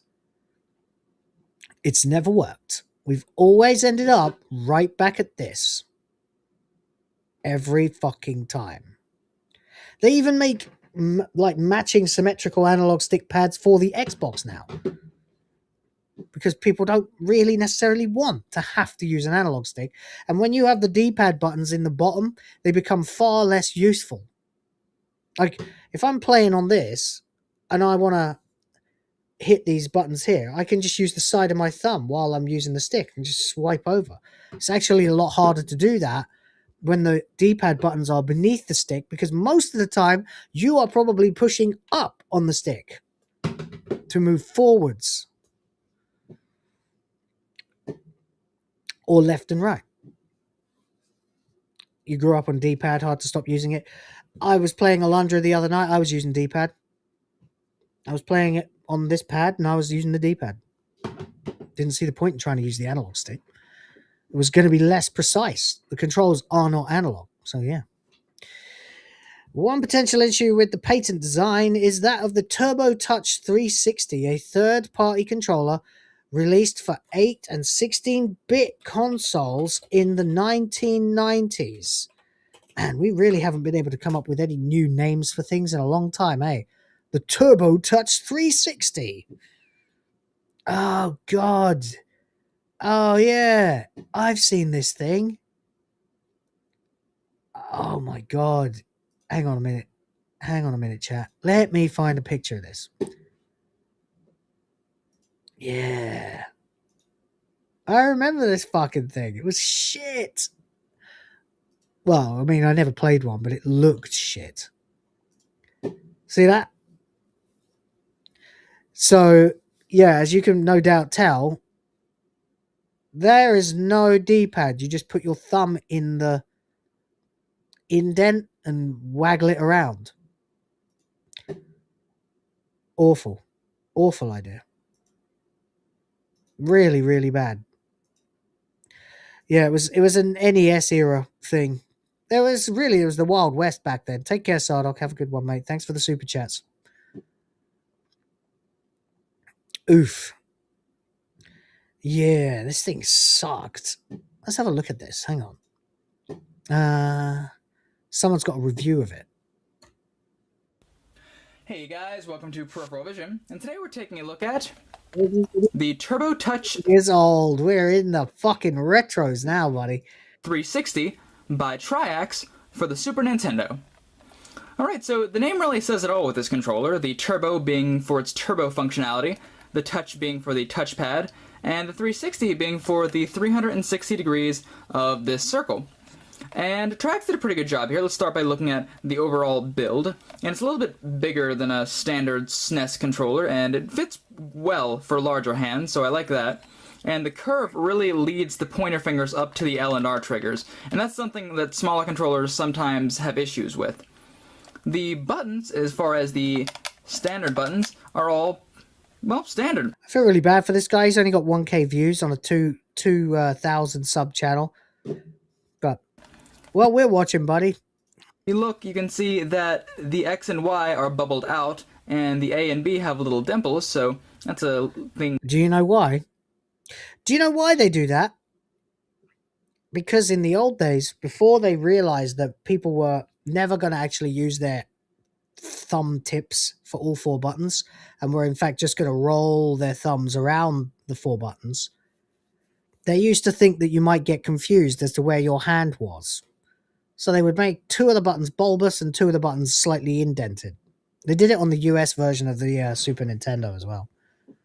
Didn't do it on the Western one, or the Japanese. We got the same as the Japanese.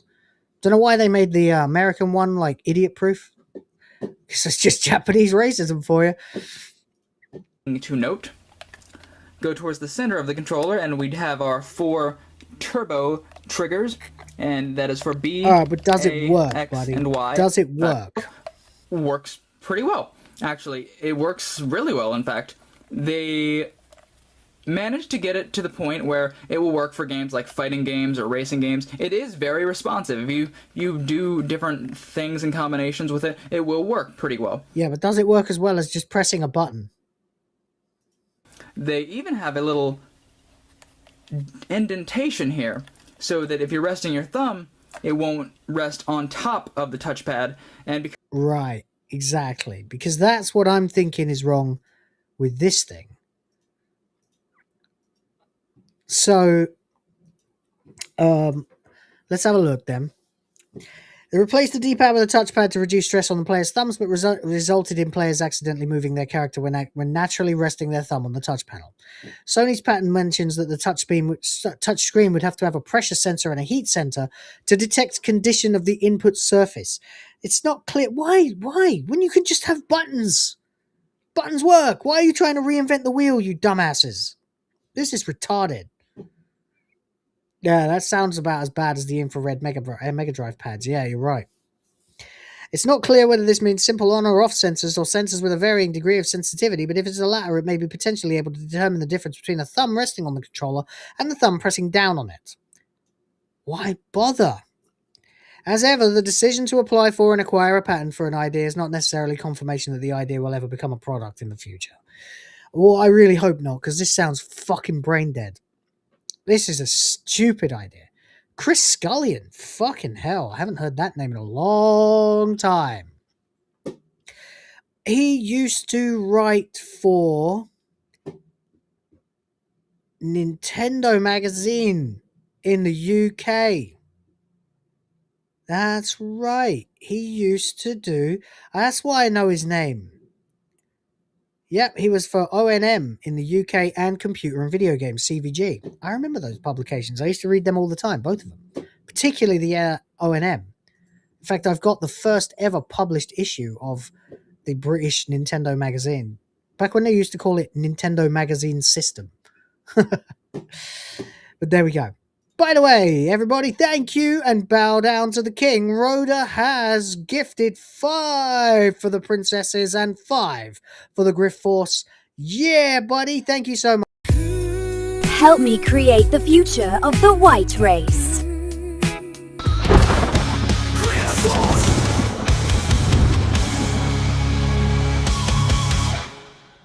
Hell yeah, you fucking legend, Rhoda. You're not allowed to innovate in Clown World, just remake the wheel again. Well, that's the thing, isn't it? They would think they are innovating. They think this is an innovation, but it's not. It's just it sounds like a terribly hard to grasp and use, difficult, confusing downgrade version of what we already have. Something that I just don't know that you can actually focus test into usability. I just don't think this is feasible. But there we go anyway. All right, where are we at? 1:41. All right, well, we've got 20 minutes. During which time we need to acquire $80. $70. Or we're all over. So I better hurry up and get to some of the main topics then. I was gonna, well, I guess we'll just talk a little bit about President Trump is threatening to sue Trevor Noah next because he made a joke at the Grammys, apparently. By the way, why is this motherfucker ever on TV? He is not funny. He is not witty. I don't think he's even clever. I don't understand why anyone would ever hire this talentless piece of shit, Trevor Noah, ever, to do anything except maybe work in McDonald's. President Donald Trump unleashed a blistering response to the 2026 Grammy Awards, tearing into the show itself and directing his sharpest fire at host Trevor Noah following a controversial on-air joke involving the Stein Man. The reaction came swiftly after the broadcast concluded, with Trump taking to Truth Social to condemn the Grammys as virtually unwatchable and to accuse Noah of making what he called a false and defamatory claim during the live telecast. Well, I mean, good. Let him sue him. It'll be hilarious. Rhoda's back again. Thank you, buddy. I appreciate you for £2. Appreciate you, mate. Says, old journos, what the fuck happened to Dean Mortlock? Dean Mortlock? Do I know that name?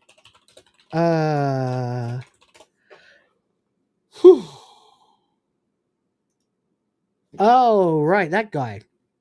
I used to write for the Saturn magazine. I'm afraid I have no idea. I never owned a Saturn because, like most people, I could already tell the Saturn was not going to be saving Sega or anything. In fact, most people didn't even hear about the Saturn until they already had a PlayStation, which is kind of ironic, really. Apparently, he worked on Saturn Power, PlayStation Power, Essential PlayStation, PlayStation Max, PSP, the official guidebook. That's all we've got. He reviewed Sonic R and gave it a 96 out of 100. Okay, buddy. He also gave Street Fighter Alpha 3 a 100. But he did also give Metal Gear Solid a 100.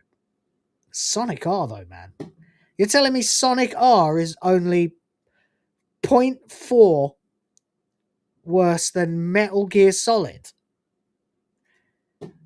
Sonic R is a perfectly playable game, but Metal Gear Solid, it ain't in their league, buddy. Well, there you go. Apparently he stopped after that because no one seems to know anything else after that. But there you go. Anyway, what did Trevor... By the way, thank you very much indeed for £2. I can't believe we haven't even seen the fucking Eve today. What's going on? It's crazy.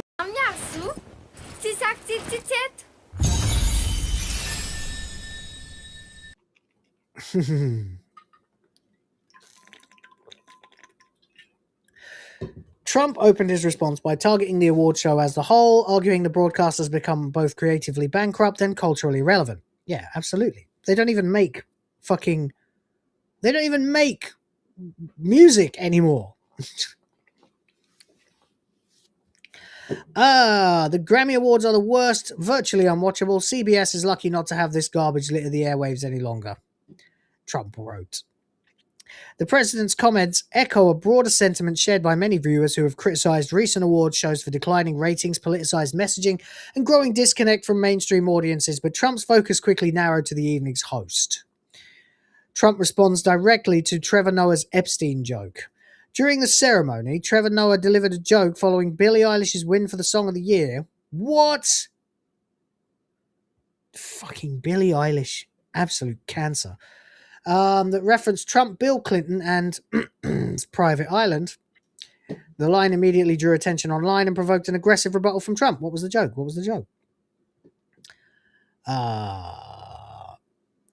He said incorrectly that Donald Trump and Bill Clinton spent time on Blum Blum Island. Wrong, I can't speak for Bill, but I have never been to that island, nor anywhere close, and until tonight's false and defamatory statement, have never been accused of being there, not even by the fake news media.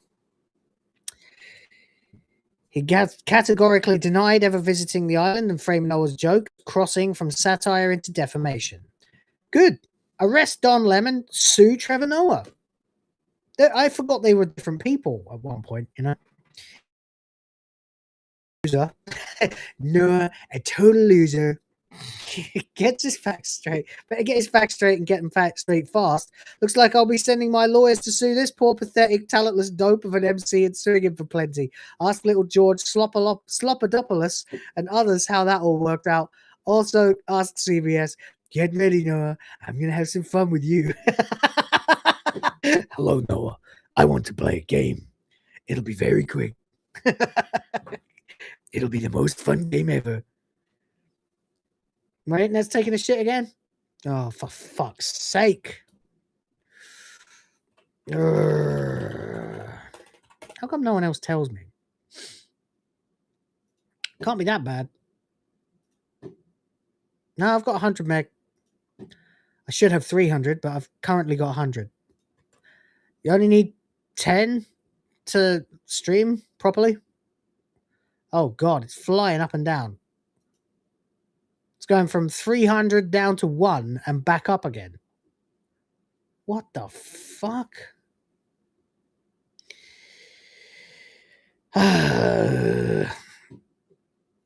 Last time it was this choppy, you had an earthquake. That's true. That's true. I was frozen for 30 seconds. Could you still hear me?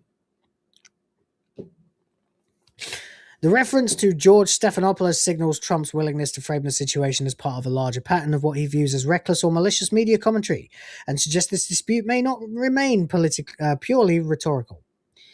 Good. Good. Sue the little bastard. He's a little weasel of a man anyway. But there we go. So good on you, Trump. Good going. In other news, William Shatner has beaten Starfleet Academy with a bowl of cereal again. Now, I don't think I got to this on the last episode of HyperDrive Time because we ran into some craziness. Or maybe it was Wednesday's episode. We had a lot of super chats, and thank you to those people. Very generous, really helpful. Yeah, we ended up doing a long stream, had a lot going on. But I never got to the William Shatner bit because apparently he had felted Starfleet Academy doing a Kellogg's Super Bowl commercial about the importance of fiber. So it turns out, if there was ever a cleaner, more embarrassing snapshot of where Star Trek currently stands versus where it used to stand, this might be it. A Kellogg's Super Bowl commercial featuring William Shatner. talking earnestly, humorously, and memorably about the importance of fiber for Raisin Bran, has officially crossed 1 million views in just 3 days, trouncing the numbers put up by the premiere of Starfleet Academy. You sons of bitches. Did I cover this one? Jen, gift him one for the Griff Force. Thank you so much. Thank you. Indeed. Appreciate you. Thank you from the princesses. Help me create the future of the white race.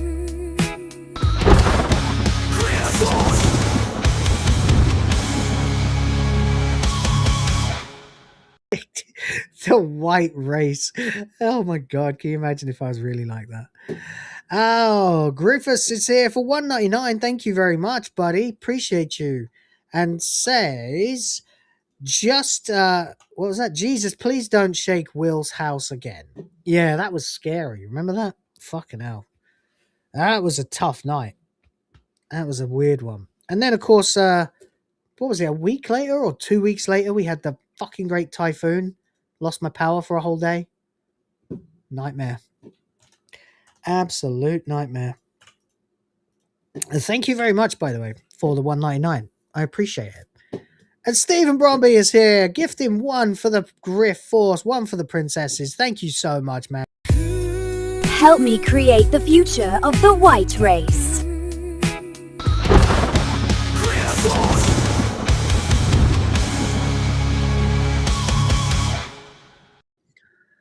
Oh, hey, we actually got some memberships today. That's nice. That's really appreciated. I'm actually looking for ways that I can add to, you know, if people want to support the channel. For example, if there are things that are available for you guys to buy that you might be interested in, that would then support me. But I'll have more to report on that when I have an announcement in the coming days. Also, obviously, I'm going to put my book out and various other stuff. You lost your house for 2 years during your hurricane. Remember, it can always be worse. Yeah, no doubt about that. I'm certainly not, I certainly wasn't like panicked or anything. I was just, I mean, when the house is shaking and I'm in the live stream, yeah, you saw my reaction. I flinched. I went, okay, shit, I got to go check my kids.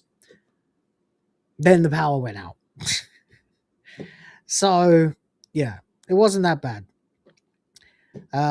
Fortunately, we've never dealt with anything bad enough to truly fuck like my shit up. You do go into dad mode, of course. It's like, it was. I mean, I had them all sitting in the car, just in case the roof were to come down, you know? Better it land on me.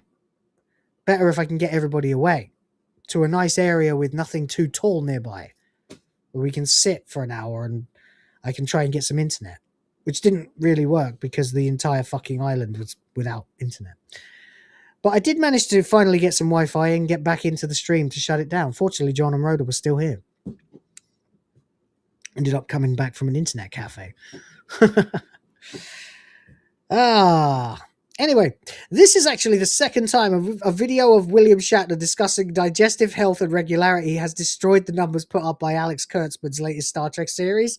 What's more, the ad leans into iconic Star Trek imagery, showing Shatner in a starship captain's chair and beaming down to Earth.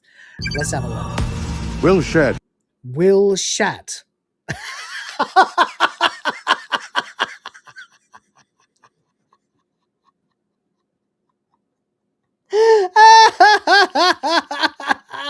Come on, no. You must have known you can't say that. The Americans don't say shat, do they? In the UK, shat is the past tense of shit. I shat on the mat, you know? Oh no, I shat myself. Dude, you're letting the side down, Will Shat. What the fuck? Go on then, whatever.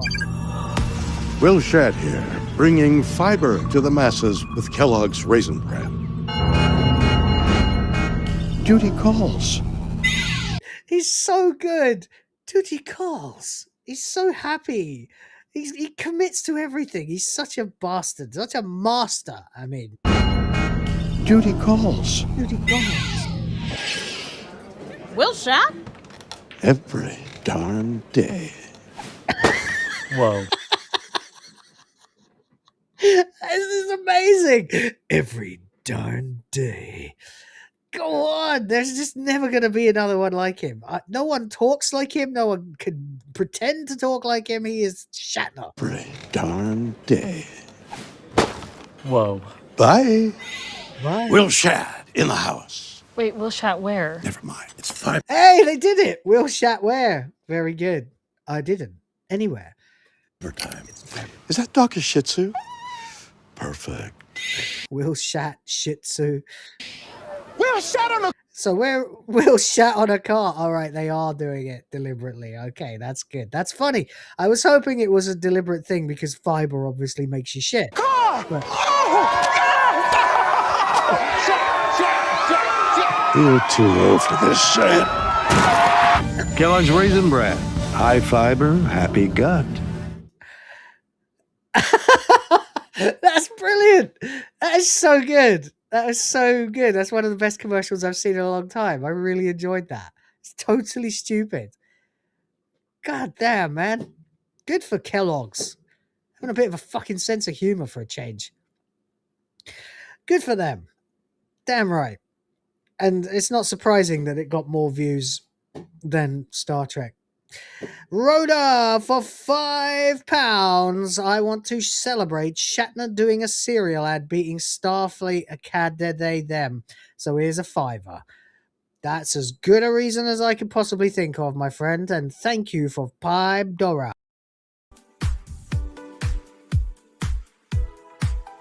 Thank you for $5. Appreciate you, man. I don't think we've actually even received $1 super chat in this. I think it's in all pounds. Fucking legends. Yeah, we have. We're actually now somehow, I don't know how we've quite got there, but we have. We've managed to get to like 44%. That's actually quite good. That's not bad. There you go. There we go. Could be worse. Anyway, there we go. I'm more likely to buy Kellogg's than Star Trek now. Yeah. Agreed. You're a legend, Rhoda. Thank you for that. Appreciate you, man. The numbers don't lie and they're brutal. Let's put this in stark, uncomfortable perspective. As of January 24th, just days before Paramount abruptly pulled the free YouTube debut of Starfleet Academy, that's right, they took it down. The episode had managed 218,000 views in 9 days, roughly 8,000 likes, 27,000 dislikes, according to visible metrics at the time. Third-party trackers indicate dislikes climbed past 30,000 before the video vanished. It's a beautiful day. It's a beautiful day. By comparison, Shatner's cereal commercial, yes, a fiber ad, has surpassed 1 million views in 3 days. Earned 13,000 plus likes on X. It's got more likes as well. Generated overwhelmingly positive engagement and shares. Oh, mate. What a complete fucking catastrophe for Star Trek. What an absolute shit show. This is great. I'm fucking loving it. I wish I had time to get to it the first time. Amazing. Paramount pulled the plug and everyone knows why. Paramount never announced an expiration date for Starfleet Academy's free YouTube premiere. There was no limited time disclaimer, no marketing countdown, no urgency campaign. The episode simply disappeared. The timing matters. The video wasn't gaining traction. The dislike ratio was getting worse and the conversation around the show was turning fast. No, it wasn't turning. It started off in that direction. From day dot, it never went into positive to turn. It started negative. But pulling the episode didn't reset that narrative, it confirmed it. Modern audiences versus actual audiences. Starfleet Academy has been positioned as Star Trek for a new era, reframed, retooled, and re-engineered for the so-called modern audiences. The problem? Those audiences aren't showing up. Do you know why? Because they don't exist. That's fucking right. Alpha Betty Spaghetti? They genuinely do not. Longtime fans have criticised the show for treating established Star Trek lore as an obstacle rather than a foundation, replacing aspirational storytelling with ideological signalling, talking at the audience instead of inviting them into the universe, and newer viewers, those supposedly being targeted, simply aren't engaging in meaningful numbers. You don't get 30,000 dislikes because people are confused. You get them because people feel alienated. Why William Shatner still wins. Now contrast that with William Shatner. At 94 years old, Shatner still commands instant recognition, cross-generational appeal, authentic affection from audiences who grew up with Star Trek and from those who discovered it later. True. He literally is calling himself Will Shat here. Will Shat. And you can too. Will Shat here, and you can too.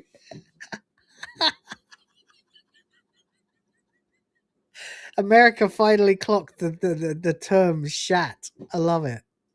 I love it. This is fantastic. I'm really pleased. Who's Canadian? Shatner? Maybe. Probably. Rhoda for £2 says needs the Jim Haddar.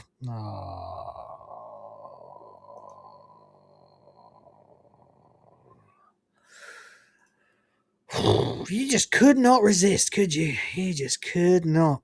Jesus Christ. Thank you for your £2. £2, in fact. Thank you very much indeed. That's really good, actually. Thank you so much. Appreciate you, man. We are at 46, nearly 47%.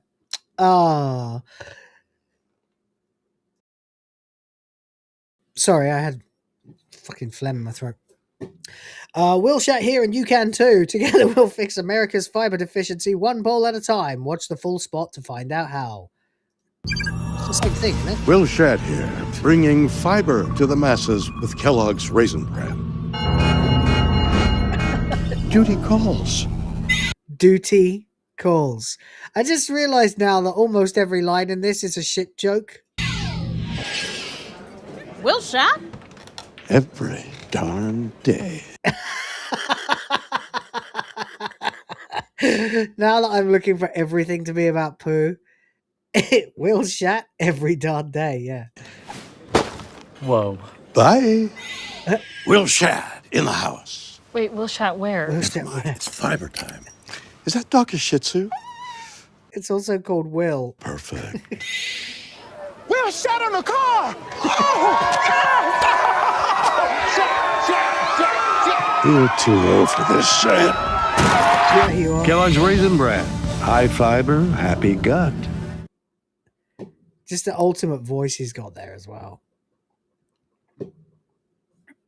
It's just, I don't know why there's like, just some people just are utterly endearing, and that's William Shatner for like the last 30 years. He's been literally like, I mean, even Boston Legal was a long time ago now. God damn. He was old then. 90 what? 94? 90 fucking 4. That is outrageous. Well, St. Hugo is here for €5. Way, hello. Thank you very much. So we are actually starting to get some momentum here. Wow. Says, since Will Shat here and Patrick Stewart voiced the poop emoji, well, you get the idea. Yeah, I do. I'm just trying to think now what they're going to do with Cisco. Oh, buddy, thank you. Thank you very much. I hope we're going to not make a habit out of Will Shat jokes. But if we are, we will. Then whatever. That's fine. That's fine. Thank you for $5. Thank you for $5. Really appreciate it. Thank you so much, man. Big support. Love it. Yeah, 52%. Fucking hell. I actually need to put that on the bar because I kind of forgot. We have actually passed the halfway point, but we've also passed the 2-hour point. So I'll keep going until we get to the end of the next topic, and then I'll probably tag out. If you want me to keep going, what is it? 48% to go. Oh, well, there we go. Legacy matters, and Paramount keeps forgetting that. Oh, wait. He doesn't lecture, he doesn't scold, he doesn't tell fans they're watching it wrong. He shows up, delivers a message with charm and confidence, and lets the audience decide. And apparently audiences would rather hear Captain Kirk talk about digestion than hear Paramount explain Star Trek to them. This isn't really about serial. It's not just about view counts, it's about trust. William Shatner represents an era where Star Trek respected its audience, believed in optimism without condescension, and told stories that endured for decades. Yeah. Starfleet Academy represents a franchise that increasingly seems embarrassed by its own past while being baffled that viewers don't connect with its future. One man boldly going with a bowl of cereal just outperformed an entire streaming rollout. That should worry Paramount far more than any dislike counter ever could. Yep. You just got schooled by a 94-year-old man with a bowl of Raisin Bran and a legion of poop jokes. But there you go.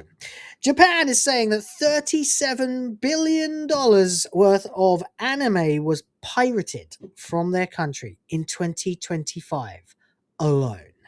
And that is not exactly a massive shock. I'm pretty sure. Was it 2025 or 2024 that we got Luffy going Gear 5th? Plus, it would have been the Egghead Island arc, which is a major revelation in the entire story. So I wouldn't be remotely surprised to find out that One Piece represents about half of that. Like, we are in the final saga of the show now. Like, the secrets are starting to get answered. So, there we go. But obviously, you've also got so many other very, very popular shows. Chainsaw Man, Jujutsu Kaisen, Hunter x Hunter, still going. You've got fucking Demon Slayer, that's the one I was thinking of. Not the other one. Bleach is coming back. Dragon Ball Super is coming back. It's not surprising. That's just shonen. On Monday, Japan's METI, Ministry of Economy, Trade and Industry, shared the results of a survey conducted on the internet piracy of Japanese content. The report shows damages of 5.7 trillion yen, or about $36.9 billion in pirated content in 2025. This is a startling jump from 2 trillion yen, or $12.9 billion in 2022, showing the amount of anime and other Japanese content that is pirated has nearly tripled in just 3 years. Well, that's because the only alternative is that you guys keep doing business with fucking Crunchyroll. And nobody likes those bastards. They are absolutely useless. They don't actually seem to be able to run a decent streaming platform. They barely know anything about fucking anime. They aren't, in fact, providing a good service. You might as well just fucking download the episodes yourself, put them on your Plex and watch them at home. Why not? If you can. Get angry all you bloody want, but that's still the fact. Customers in Japan, China, Vietnam, France, the United States, and Brazil were surveyed, and their replies were used to calculate an estimate of financial losses caused by pirated materials. The survey analyzed data based on 5 categories: film, including anime and video content, publishing, books and manga, music, video games, and character merchandise. Almost every category saw financial losses from piracy triple since 2012. Wait. Video games? Well, I suppose. Character merchandise. Are we talking about like action figures and figurines and plushies and stuff? How can you pirate them? That's just called theft, isn't it?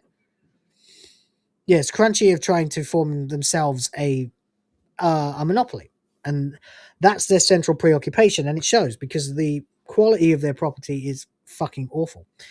One Piece is frequently cited as the most pirated anime of all time, but recent series like Jujutsu Kaisen and My Hero Academia, still need to read that, have been illegally watched enough to make it onto the piracy charts. These losses don't include damages in sales of character merchandise. Video games lost 500 billion yen to piracy, and music piracy caused damages of 100 billion yen. Well, to be fair, the Egghead Island arc, as pictured here, looks like it's going to be a typical sort of thing where they go to a high-tech future island, but within about 5 or 6 chapters of them arriving, it's an all-out, incredible, massive, global disaster as the actual elders of the fucking world government arrive, or one of them does anyway, arrive on the island, and they just happen to be there, and Luffy just happens to be able to fight back, causing them to trigger a buster call, which is basically the order to annihilate an entire island. And before long, it turns into a major world-changing international incident. It's pretty fucking epic, to be honest. So, yeah. Egghead Island, fucking cool. Not to mention a broadcast that escapes the island that tells people an awful lot about the truth that they didn't want to know. Japanese government, blah, blah, blah. But anyway, whatever. That's just interesting. I was just curious about that one, and it gave me an excuse to put Luffy on the thumbnail. So, there we go. Oh, yeah, here's one. This is what I was referring to earlier on. Okay, let's have a look. Let's have a look. Okay, I got one more topic.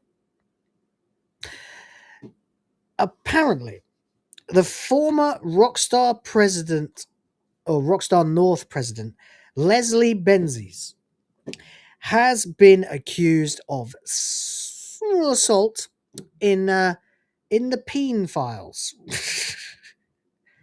In the Steen files. St. Hugo, anyone else up to date with the manga? What, One Piece? I am 30 chapters behind at the moment. I have not read the entire flashback that they just did.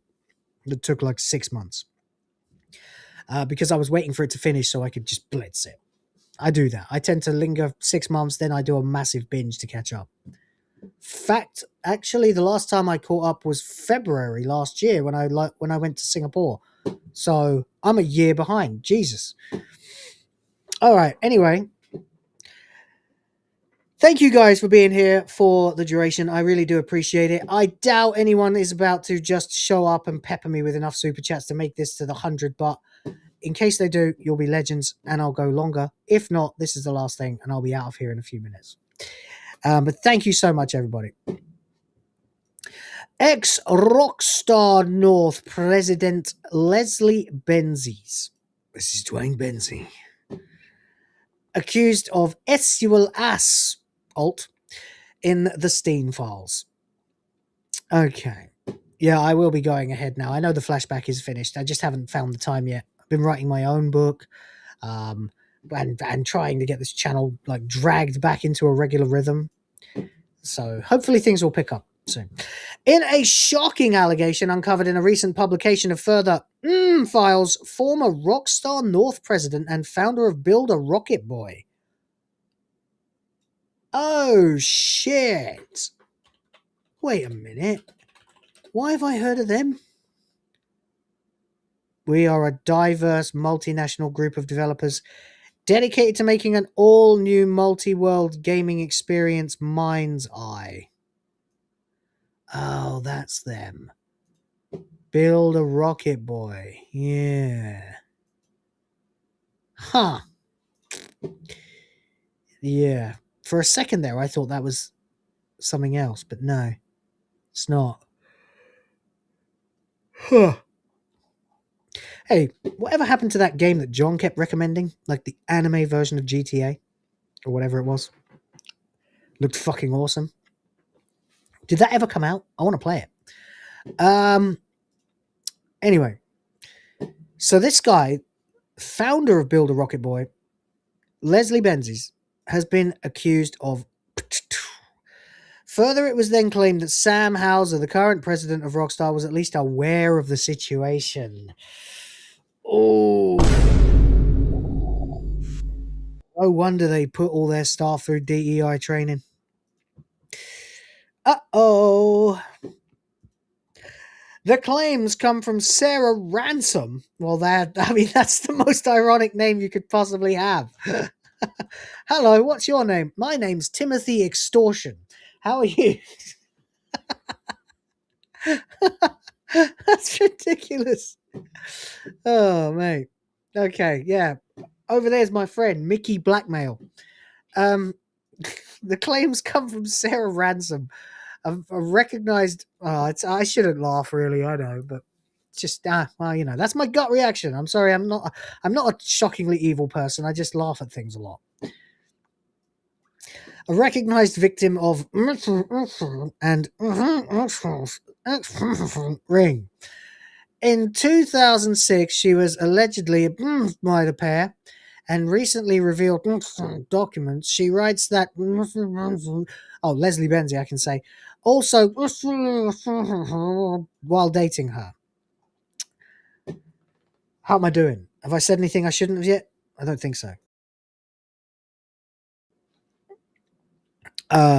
Okay. The Justice Department recently published a 62-page document as part of the slow unraveling of the files. On page 38, Sarah Ransom. I'm sorry. I'm so sorry. Who's your other associate? Landon Court. Yeah, right. Indeed. Sarah Ransom, Mickey Blackmail, and Timothy Extortion. Yeah. All right. What's your name? Larson E. I'm a dick. On page 38, Sarah Ransom, a confirmed victim of the debacle, dropped two hugely impactful names, Leslie Benzies and Sam Hauser. Leslie Benzies left Rockstar North in 2016 and subsequently founded Build a Rocket Boy in producing Mind's Eye, one of the worst rated games ever made. That's why I know about it. That's right. IO Interactive Mind's Eye. Now I remember, of course. Hypno was all over this a few months ago. That's right. It was supposed to be kind of good looking, but it actually became a complete fucking disaster. That's right. Top 10 lowest games of 2025, yeah. Oh, 8 weird things that happened in 2025. We're going to have Darth Vader. That's a good article. I should look at that sometime when we want to. Mind's Eye devs declares Arcadia alongside a song begging people to play the game. Damn. What were the worst rated games then in 2025? I'm definitely putting this weirdest things that happened straight into one tab for later, because I know they'll be talking about the Darth Vader N-word situation that happened in Fortnite. So funny. Let's have a quick check then. Quick tangent. Quick opportunity to griff. See if anyone wants to save the show. Top 10 lowest rated games of 2025 then. Nintendo Switch Welcome Tour, 54. Ren Sport, 53. Bubsy in the Perfect Collection. Nice try. 53. There was nothing perfect about any of them. Hunter x Hunter, Next Nen X Impact. Okay. Okay. Neptunia Riders versus Dogoos, Metascore 51. Captain Blood, I remember that. 50. Scarlet Salvation, 44. Ambulance Life, a paramedic simulator, a DEI paramedic simulator, 44. Tamagotchi Plaza, 43. Mind's Eye, 37. Whoa, dude. All right, that's fucked. How could you be that bad? Oh, well, whatever. I don't know. We'll move back. We'll go back to the thing that's less easy to make jokes about, apart from people's names. Okay. It's important to stress that the naming of Benzies and Hauser in the document is from Ransom's personal perspective and does not connect either to directly or crimes he and Maxwell committed. Ransom's allegations stated Leslie Benzie, seeming as if he invented the throwing of money at a prostitute on me. Then me afterwards. Kids, that's what drugs do. Then used it in video games for entertainment for millions of people. That shit had to come from somewhere. Why not the guy that helped invent GTA?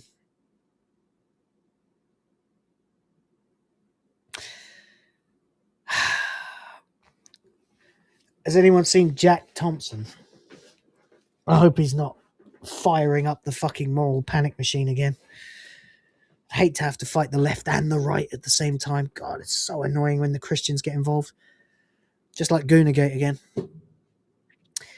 Leslie also visited me in New York and knew what was happening and gave me the money to book my ticket to New York when I arrived on the 1st of September 2006. Oh, no. Check his bank records. Sam Hauser, you met me ample times while dating Leslie. And now the time has come about what you and your Rockstar North boys really get up to behind the scenes. I'm surprised there has yet to be a class action for you guys alone.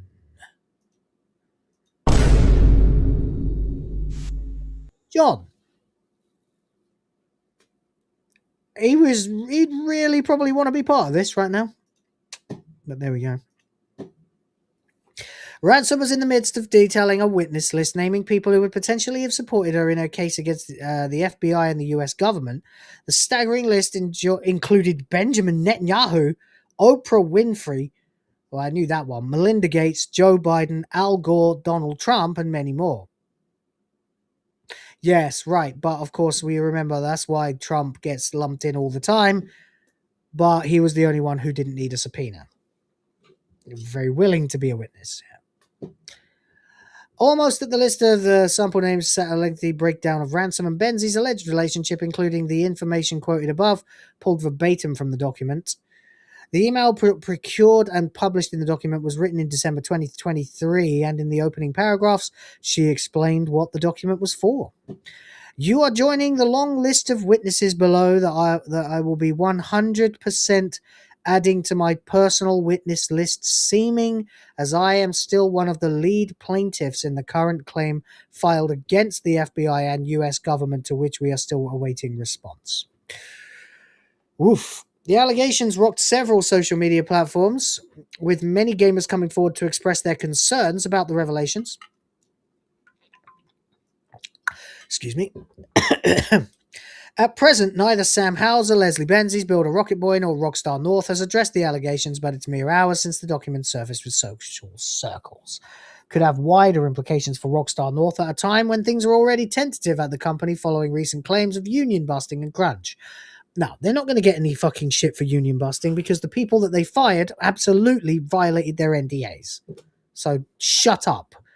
Fucking hate the way Insider Gaming does that from time to time, especially this guy Grant Taylor Hill, blatant liberal. He's always doing this.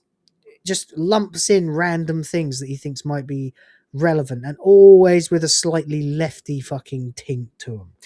Piss off. Not interested. All right, there you go, guys. That is the news. This is the news. That was the news anyway. Nuxanor has done deep dives on Trump's mentions, mostly red herrings and lies that don't make sense. Love a bit of Nux. That was not supposed to sound as gay as it did. But anyway, there you go. And that's it, guys. I'm out of content. Well, I have a couple more things, but I'll save them for next time. They were here in case we ended up going longer. But we are not. So that's the show. I hope you have had a lot of fun with it. I've had a good couple of hours with you guys, 2.5 actually. Well, the first quarter of an hour was kind of a shit show, but oh well. Anyway, I do appreciate you guys being here. It's been a lot of fun. Thank you very much to the guys who helped on a Monday to get to just over halfway through the bar. That is very much appreciated.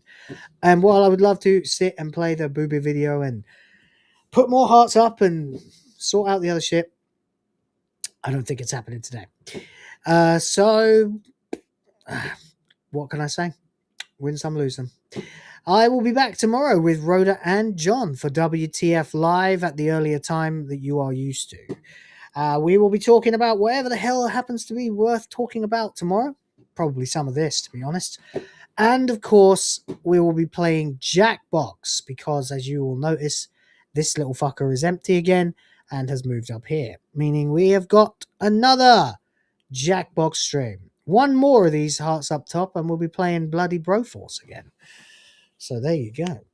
Anyway, Thank you so much. You're all bloody legends. I really do appreciate you showing up and watching the show and supporting the channel. Actually, no, it was about 25 minutes ago, a video came out. It was my kind of final farewell to the High Guard story for now, because I genuinely don't think anything's going to happen that's worth reporting on for a little while now. But mostly just about how everybody knew exactly what was going to happen before it happened, and then now it happened. No one is surprised. But check that out if you'd like to. I would appreciate it anyway, if you feel like it. And there you go. Otherwise, I will just catch you guys tomorrow. I'll be making a lot of extra videos and things. We didn't have Toasty in the chat, did we? No, she didn't show up today. Okay, that's fine. I had something to show her, but it can wait. Anyway, that's it then. Again, thank yous are in order, very much indeed, to pretty much the same 2 or 3 people. St. Hugo, Sardoc, and Rhoda. And then, well, let's just do it in order. St. Hugo, Sardoc, Rhoda, Sardoc, Rhoda, Rhoda, Jen, thank you, Jen. Stephen Bromby, Rhoda again, and St. Hugo again. You guys are fucking legends. I really appreciate it. It really does help me. Anytime I can get even close to the goal is genuinely another day this channel will exist. So thank you so much. I appreciate you. And that's it. Take care. Spike your hair. Fuck Nintendo. Fuck Disney. Fuck Rockstar. Fuck that island. Fuck everybody who went there. Fuck Star Trek. You know. Fuck Keir Starmer. Just because. And that's it. Question everything. Respect the fans. Check out the Discord. The link is below. Boys of the Fans will be back tomorrow. But until then, enjoy the not quite intro outro. Maybe I'll do that today. I've got to do the credits. And thank you very much. Take care and bye.